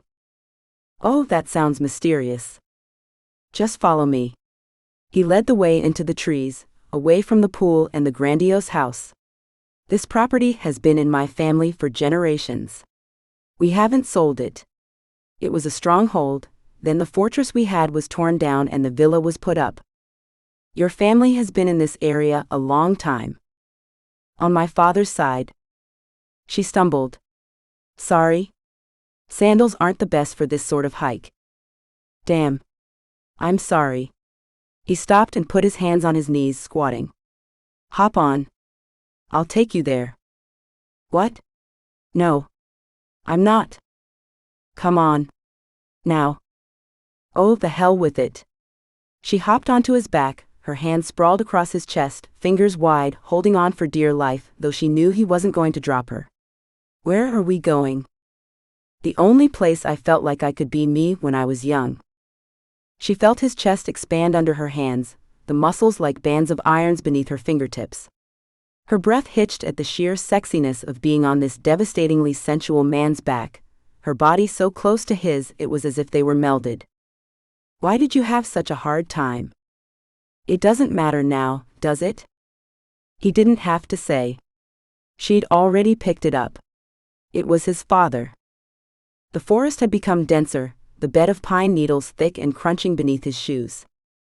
No, it doesn't matter now. She wrapped her legs tighter around his waist and hips and held on tightly. How much farther? He must be tired. A few yards? True to his words, several paces later he paused and straightened, arching back a bit so she could slide off. Jack slid down slowly, loath to part with the feel of his body against hers. The forest had opened up to a tiny grove, and at the far end a cave lay in a little hill. He took her hand and they walked slowly through the orchard. My haven until I was sent to boarding school.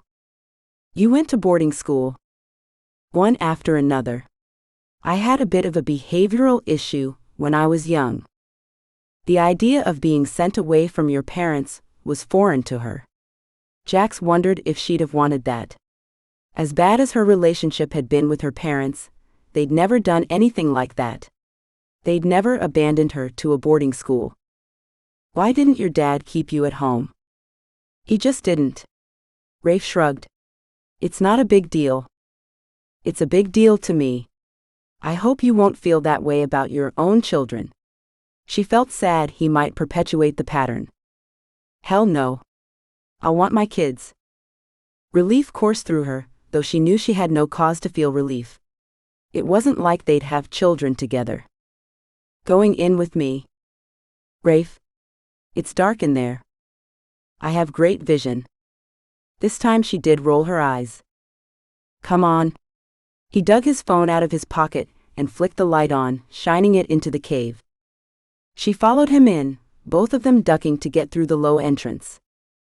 I guess it was easier to get into when you were young. He didn't answer as he brushed leaves and debris aside with his shoe and pulled a large rock away from the wall. Have a seat. I want to show you something. His voice held an eerie note. But first, a question. He propped the phone up on a ledge on the wall. You can turn it off, she said.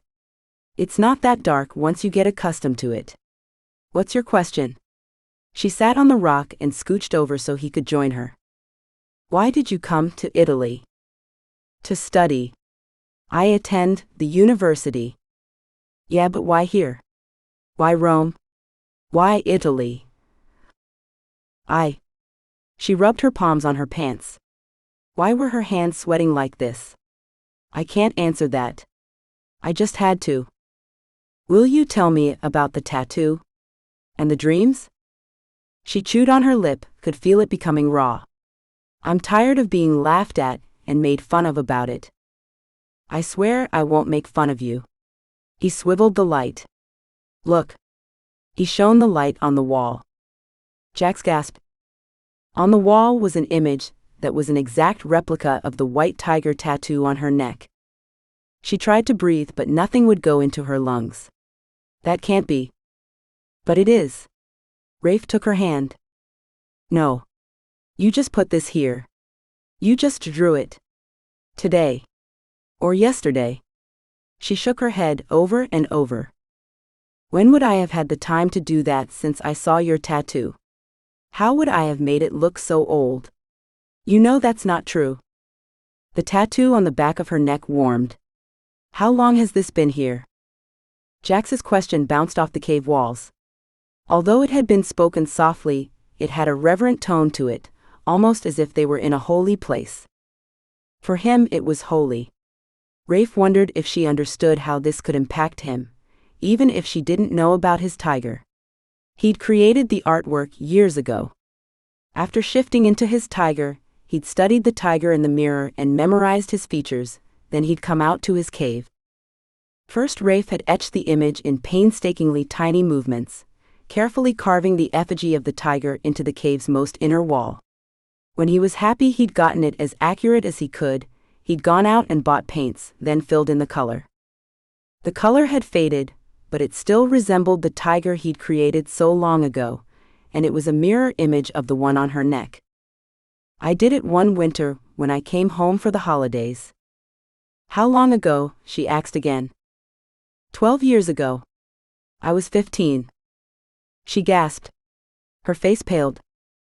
What? Rafe studied her expression, trying to figure out what was wrong. That's when my dream started. She plucked at her pants over and over. How can this be? You wouldn't believe me if I told you. How could she possibly believe the way these things worked? He hadn't even been sure until he met her. Jax made anything he'd ever thought or felt for another woman seem like it was a bad imitation. You mean, you know what this is about. It's about us. Us. What us? In what way? In every way, Jax. He took her hand, laid it flat on his chest, and covered it with his own. My hearts, they beat for you. Hearts. Her brown eyes were coffee-colored pools open wide with wonder. He didn't answer her. He wasn't sure he could yet. Then he said, Do you believe in destiny? God, yes. Of course. If I didn't, I wouldn't be who I am. We're destined for each other. There's no other way to explain it. But my secret. I can't keep it from you, if we're together. And you want to know about my dreams? So we trade secrets? No judgment? She asked him this, as if everything depended on it. I would ask the same of you when I tell you mine. No judgment? Oh, Rafe. Never. She cleared her throat. This isn't a weekend thing, is it? It never was. Chapter 15. Rafe leaned toward her, his breath warm on her neck. A shiver of the good kind washed over Jax. Her body seared with a fire for him, she ached for his touch, and a yearning pooled between her legs. Any questioning doubts she'd had lost the battle with desire and a need for Rafe that trumped reluctance, though she felt nothing close to reluctant. Rafe awoke a part of her that needed to be taken and possessed by him. She could no sooner deny herself the pleasure of Rafe than she could her requirement for air. Rafe wrapped his arms around her waist, pulling her close. His lips swooped in and took hers, conquering, owning. She pressed her curvy form against the muscled length of his body. His desire for her pressed between them, a demanding, pulsing reminder. Jax put her arms around his neck, more than for a kiss, she needed to hold on to him. Her knees went weak and her thighs quivered. He slipped one hand under her top, his fingers hot on her flesh, searing into the skin on her back. As they trailed to her stomach, she sucked it in for a moment, that old feeling of insecurity biting at her.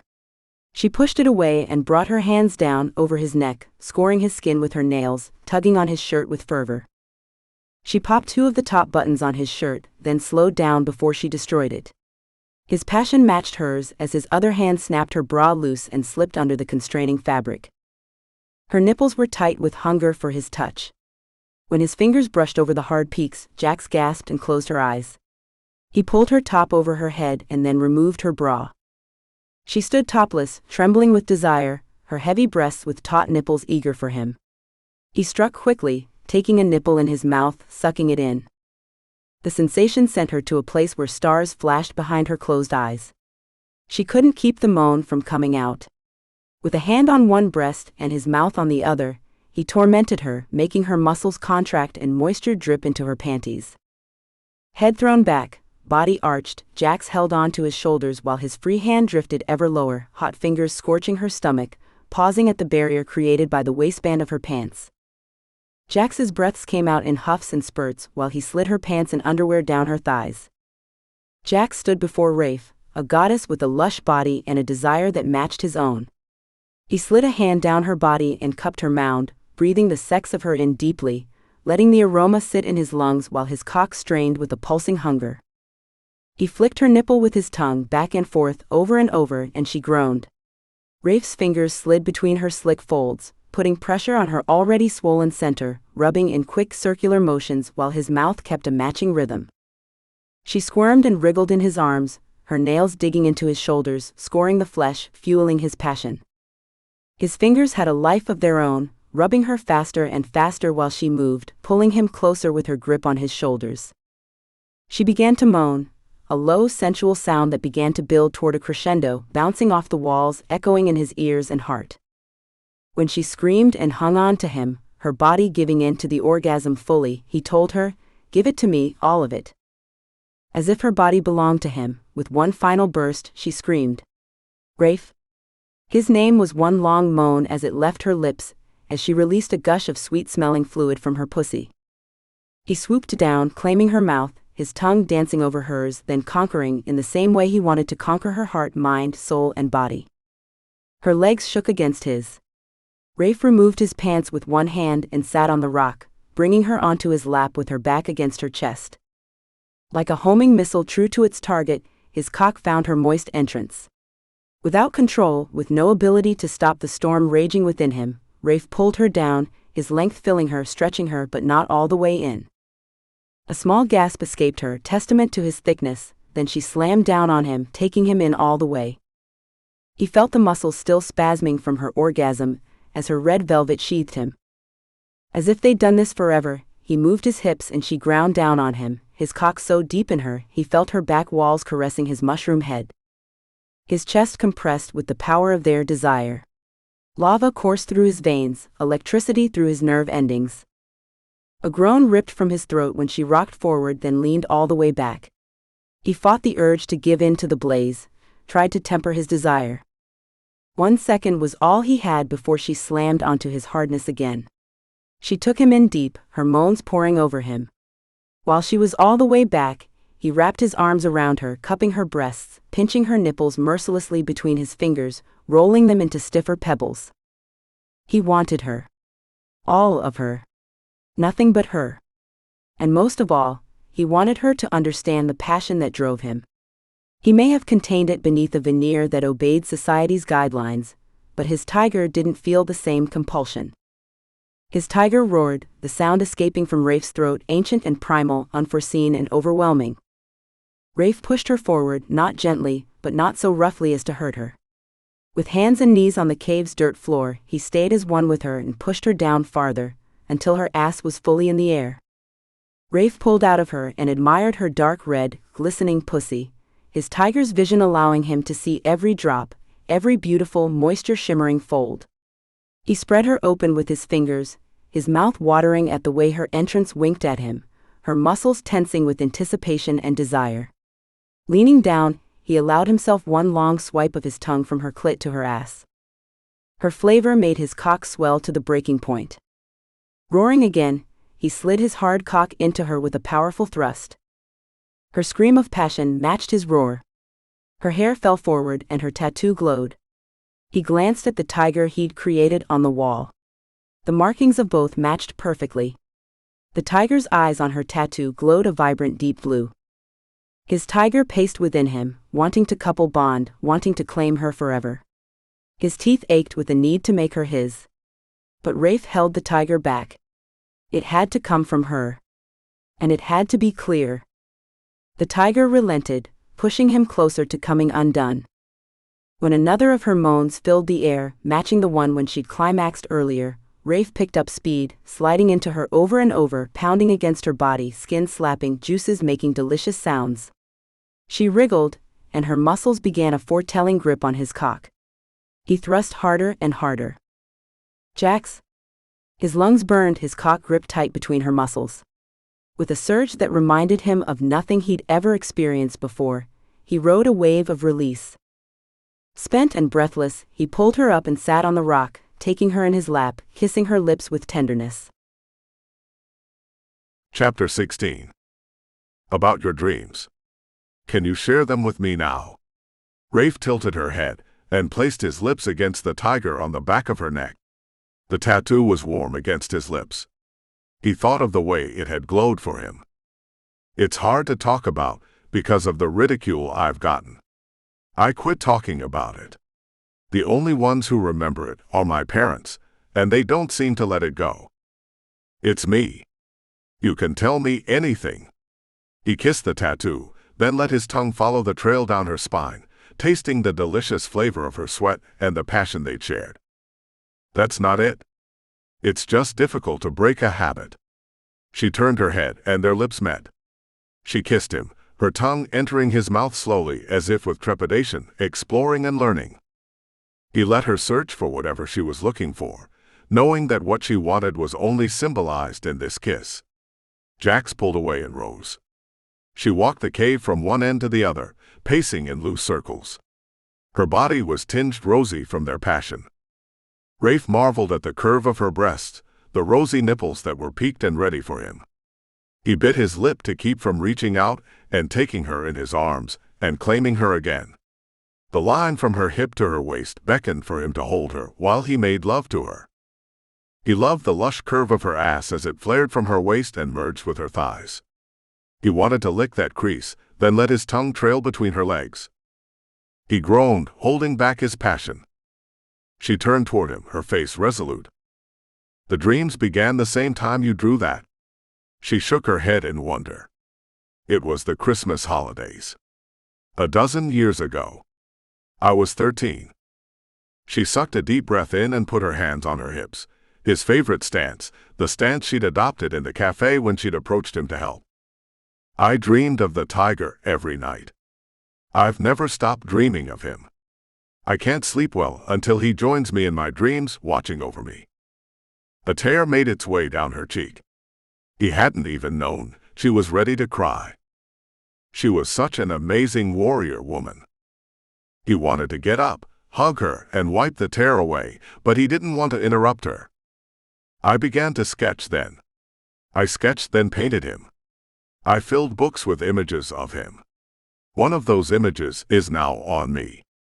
I have his image forever with me, even if I don't have my books. Where are the books? I was going to burn them. I was tired of being an object of ridicule every time someone saw them. Rafe exhaled his anger. His tiger snarled at her pain. I didn't, though. I found a place and hid them, and they've been hidden there ever since.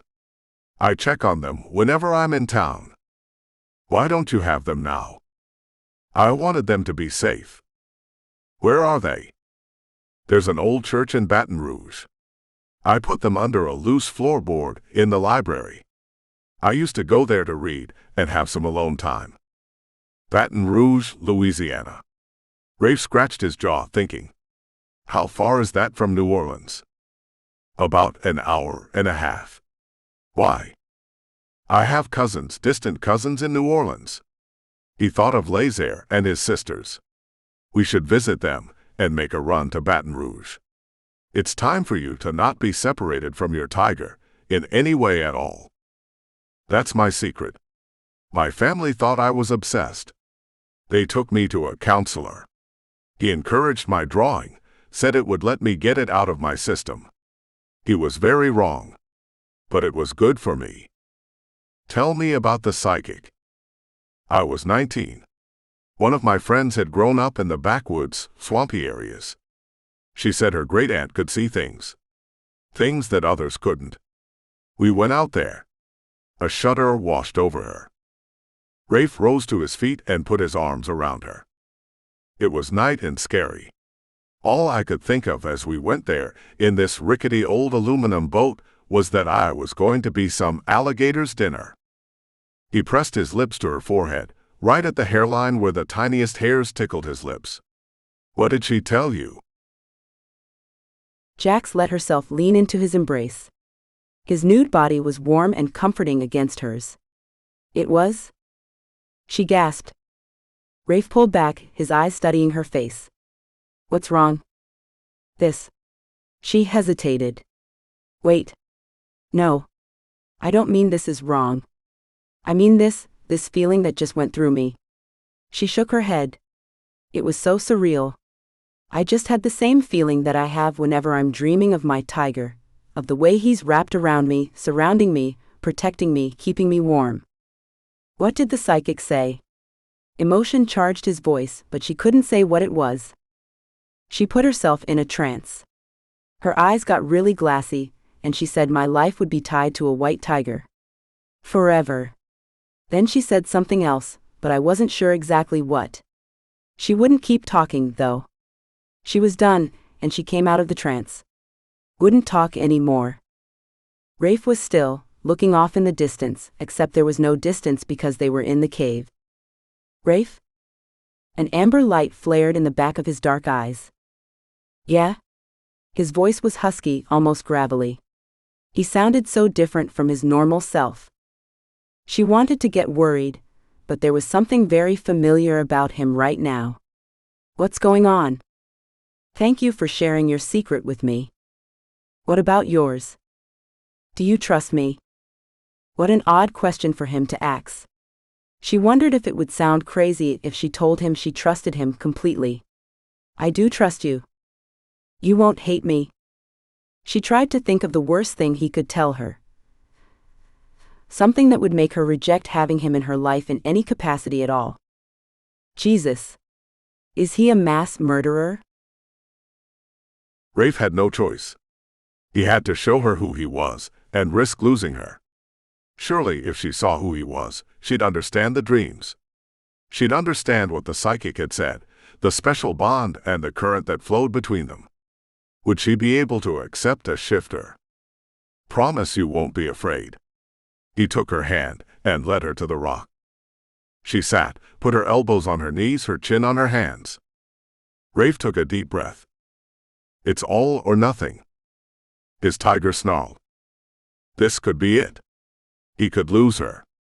He tried to imagine what it would be like if she wasn't in his life to add spice, laughter, even a little bit of frustration. And a whole lot of passion. His tiger roared. I don't want her to see my face go through the change. The change was uncomfortable. He knew his face would show some of the pain of shifting into his tiger. He turned away from her and faced the wall. I don't want her to be scared. What if she was afraid of his tiger? Was that possible? After everything she knew and what she'd said? What if it all vanished when she saw the tiger he could become? A massive white tiger with huge canines and paws that could kill a man with one bite, one swipe. Rafe? Her arms were warm on his back, snaking around to the front of him, wrapping around his abs. He held his breath. Do you trust me? Her breath traveled over his back. The same thing he'd asked her. He could give her no less. I don't think you want to be so close to me. Not this first time. You would never hurt me. Her voice was firm. I'm staying right here until. Rafe's tiger took over, not giving Rafe a chance to stop the change. With Jax holding onto his back, his body transformed, morphing, changing, and growing. Within seconds, and with very little sound save a slight creak and a crunch, his tiger was in his skin. Rafe paused. He didn't want to see the horror on her face. He didn't want to deal with the rejection, but his tiger had more faith than he did, for he turned to face Jax. Her arms hung by her sides. Her eyes were wide. Her pulse had risen but didn't indicate fear. It was something else. Tears flowed down her cheeks. She cupped his face, burying her fingers in his fur, her eyes locked on his. She wrapped her arms around his thick neck. You're real. He shifted back. When he was human again, he said, I am. You're not afraid. You're okay with this? I feel like you've always been a part of me. You're not freaked out? Not in the least. He was confused. He'd have been running out of the cave in fear. That's what non-believers did. I've always known something would have to happen. I've known it deep in the very essence of who I am. I just had to wait for my white tiger to arrive. She put her head in her hands. I sound crazy. I can't even explain it. It's a relief, not a surprise. My tiger knew the minute he saw you. Knew what? That you were destined to be mine. What about your father? My parents? Your family? How does this work? She did a double take. The rest of your family? They're like you. Yes, they are. And when we take a mate who's human, we couple bond. He explained to her couple bonding would mark them as mates for life, and things would change for her. She wouldn't be a shifter, but she'd be different. She'd have better senses, and she wouldn't have the same short lifespan. Are you saying? She paused.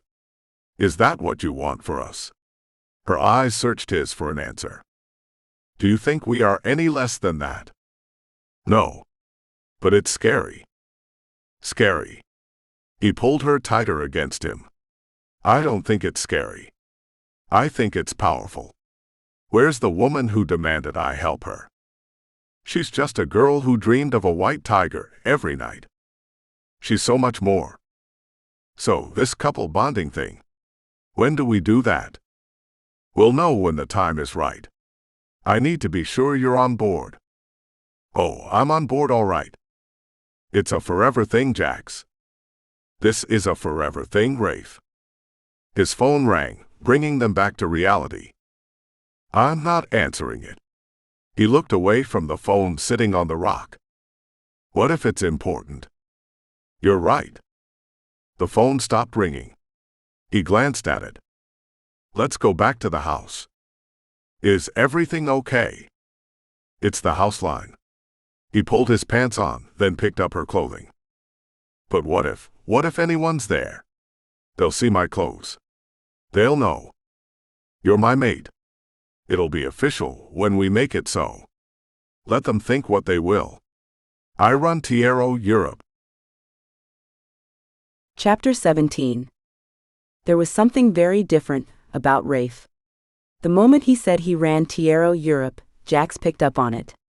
Was it the nature of their relationship? She slipped her clothing on and he put his hands on his knees. Your chariot awaits, my lady. With a laugh, she hopped onto his back. He made the trek back to the house with more haste and greater purpose than he had made the trek to the cave. They passed the gazebo, and Rafe set her down on the paved patio around the pool. Is it that unusual to get calls from the house line? She asked him. What do you think it is? No clue. Yeah, pretty unusual because we all have cells.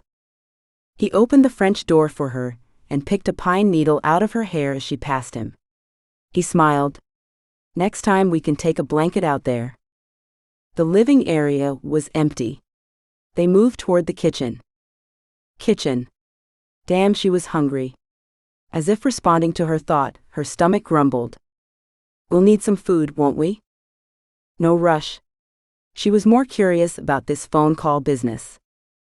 Rafe pushed aside the double doors that opened to a kitchen that would be able to feed an army. Gio?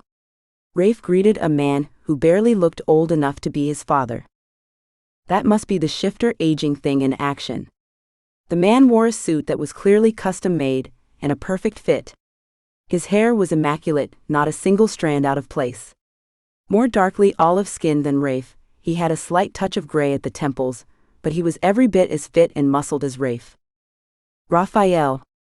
Gio had an accent, definitely Italian. Jax was no expert on Italian, but she'd picked up enough during her time here in Italy to understand when Gio told Rafe that he wanted to talk to him in private. She didn't react or show any emotions, though his tone clearly indicated an insult. Rafe responded in English to his father. Let's go to the living room. He kissed Jax on the cheek. I'll be right back. She heard it all.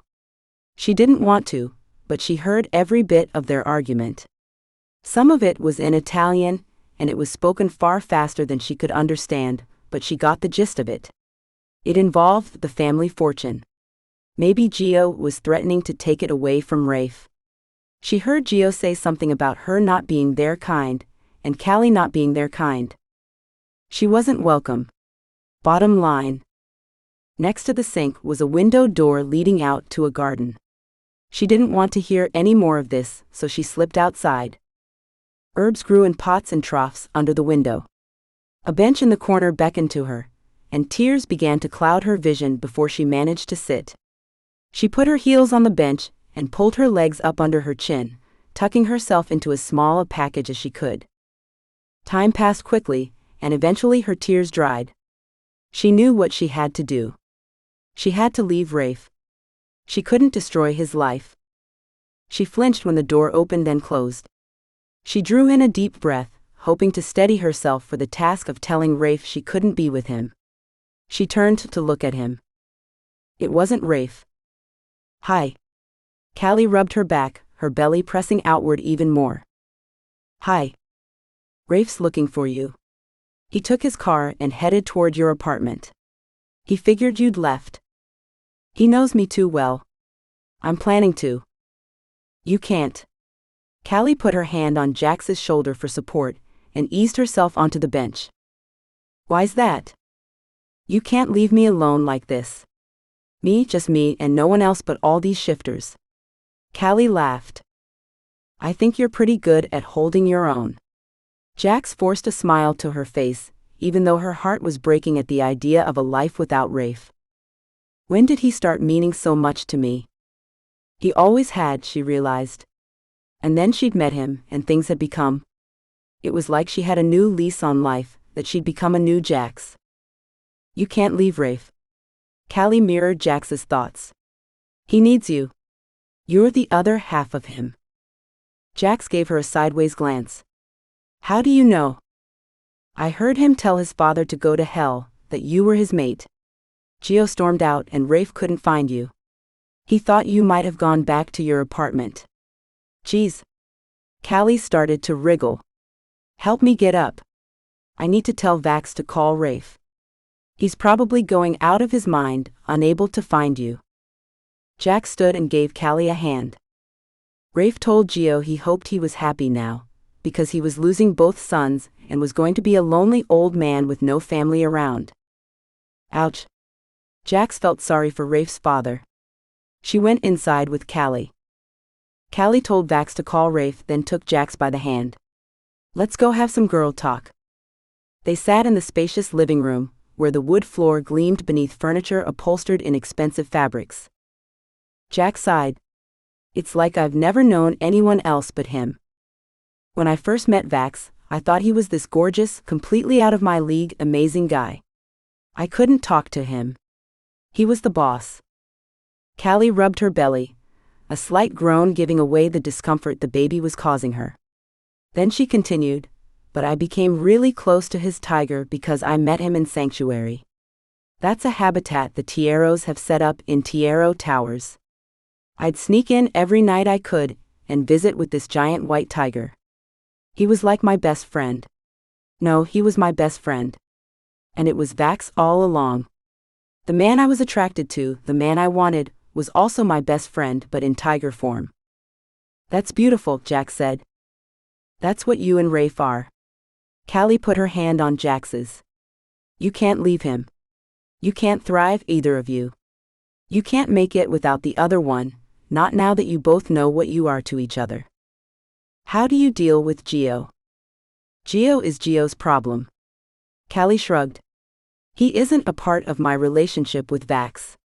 He doesn't want to be a part of our lives. Maybe one day?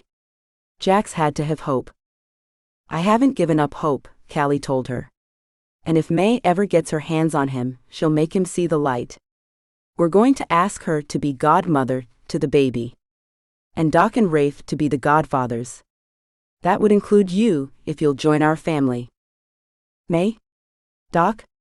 Jax had no idea who they were. You'll meet them sometime, I'm sure. When you visit us in Dallas. Visit Dallas? Where was she going to live if she and Rafe were together?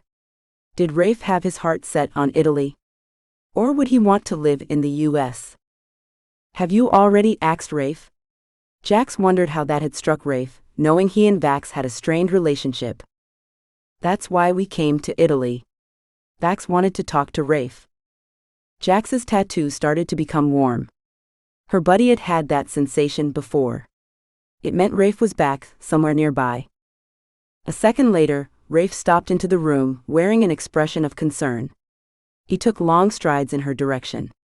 She stood and Rafe took her in his arms. You gave me cause for concern. His eyes had that amber flare she'd learned was his tiger. I'm sorry. It was a bit much. I had to get out of there, out of earshot. Then you missed the ending. What's the ending? Happily ever after, of course. Until my parents get back? Maybe your parents need to meet Gio. Wouldn't that be a party? Not. She laughed. I do need to go to my place though. Look at me, I'm a mess. You'll go to your place and pack. You still owe me a weekend. And you need to be there when my parents get back. You're the perfect buffer, you know. Oh, I'll be there. Rafe kissed Jax. I'll always be there. Jax waved at Callie as she slipped out of the room and into Vax's waiting arms, a smile on her face. Chapter 18. There's one thing I need to tell you. Rafe pulled Jax back onto the bed. She'd just barely got her feet on the floor when he'd grabbed her, moving with that supernatural speed his tiger gave him. She was still naked after the night before. A warmth traveled through her body at the thought of the love they'd shared. What's that? What more could this man who'd claimed her have to tell her? It's weird to bring it up, what with your tattoo and everything we've been through before we even met, but I need to make you mine in the way shifters do. Jax raised a brow, studying his face for sincerity. Yup, he's serious. Do tell. She traced her fingers over his chest, making swirling patterns that grew closer and closer to his nipple. His muscles wriggled beneath her touch, and her nails left red marks as she applied more pressure. He liked a little bit of pain mixed in with his pleasure. Actually, it was his tiger that did. She'd figured that out. Jax leaned down, took his nipple in her mouth and scored it with her teeth, teasing, nipping, biting and licking. Well, fuck. The words seethed through his clenched teeth. You're making it difficult to talk. She lifted her head, a gleam of amusement in her eyes at the tiger's glow she saw in the depths of his. She enjoyed teasing his tiger, loving the way he released the tiger when they made love, taking her fiercely while loving her at the same time. Jax trailed her fingers lower across his abs, running them the length of each muscle side to side, then down a notch to the next muscle until she reached his navel. She did a little finger walk downward, letting the downy hair leading to his hardness be her guide. You should tell me before I move to the next step. You won't be able to talk after that. Her fingers touched the tip of his cock, swollen with need. As soon as the velvet skin touched her fingertips, her pussy clenched with the fiercest of need for him. Like it did. Every single time. He groaned, a breath hissing out of him, fuel for her aching need. God, the headiness of her desire for him. May it never recede. Tell me, she demanded. Tell me because I need you. She wrapped her fingers around his length, holding him tightly. He grabbed her hand, wrapped his large one around her tiny one and squeezed. I need to claim you. To make you mine. And my tiger's. To couple bond. So overpowering was his lust, the words came out of him as if they'd been tortured out like a reluctant confession. If you want to. If I want to. I'm already yours. I can't imagine being more yours than I already am. You'll see. Still holding her hand, he moved it up and down, his movements rough, sexy, commanding. Jax sucked her breath in at the assertiveness of his touch. He groaned, a sound that didn't sound human. His tiger. The moisture between her legs multiplied, while deep within a flexing she couldn't control began in her channel. Come here. His voice had changed, it was earthy and almost a growl. She swung one leg over his body and straddled him, her opening against his lower abdomen, the fuzz of his trail touching her inner folds. He reached out and his thumb rested on her clit. Rafe watched her face as he spread her lips and unhooded the tiny core of pleasure. "Fuck, I love looking at you." The gravely sound of his voice made her hips rock slightly, rubbing her pussy against his stomach. She wanted to beg him to let her get on his cock, to take it deep within her. She bit her lip to hold back her request. Applying more pleasure, Rafe made circles on her clit, picking up speed, his thumb strumming her, working her. "Take me. God, Rafe. Fucking take me." He moved his hands. Tiger swift, he put them on her hips, raised her up and dropped her on his hard, waiting cock. "Ah," she half moaned, half yelled at the sheer pleasure and concurrent twinge of pain. His girth stretched her, filling her, touching every part of her. Jax leaned forward with her hands on his chest, pushing herself down on him, taking him as deep as she could. She flexed her inner muscles, relishing the feel of him as he filled her. Rafe took her hands off his chest, twined their fingers and raised them over his head, stretching her out along his chest, her breasts pressed into him. His mouth claimed hers, his tongue dancing with her tongue, then shifting gears and taking control. With a groan she surrendered her mouth to his. He pulled away, and she whimpered at his mouth's absence. "Are you mine? Forever?" he rasped. "God, yes. Forever. Make me yours." She wondered what it meant, but wanted it more than she'd ever wanted anything. "You're sure?" "Yes. Please. Now." She begged but didn't even know what she was begging for. All she knew was she wanted everything Rafe had for her, whatever it was. Rafe swiveled her, and before she knew it, he was behind her and she was on her stomach on the bed. He pumped his hips, driving into her over and over, while he held her down with his forearm against her back, keeping her immobile. He was hot and thick inside her, his length sliding in and out, driving her further and further toward the point of no return. Jax couldn't focus. She couldn't breathe. She bit on her lip to keep the scream from leaving her mouth, as her channel wrapped itself tighter around him, pulling him in, holding him captive.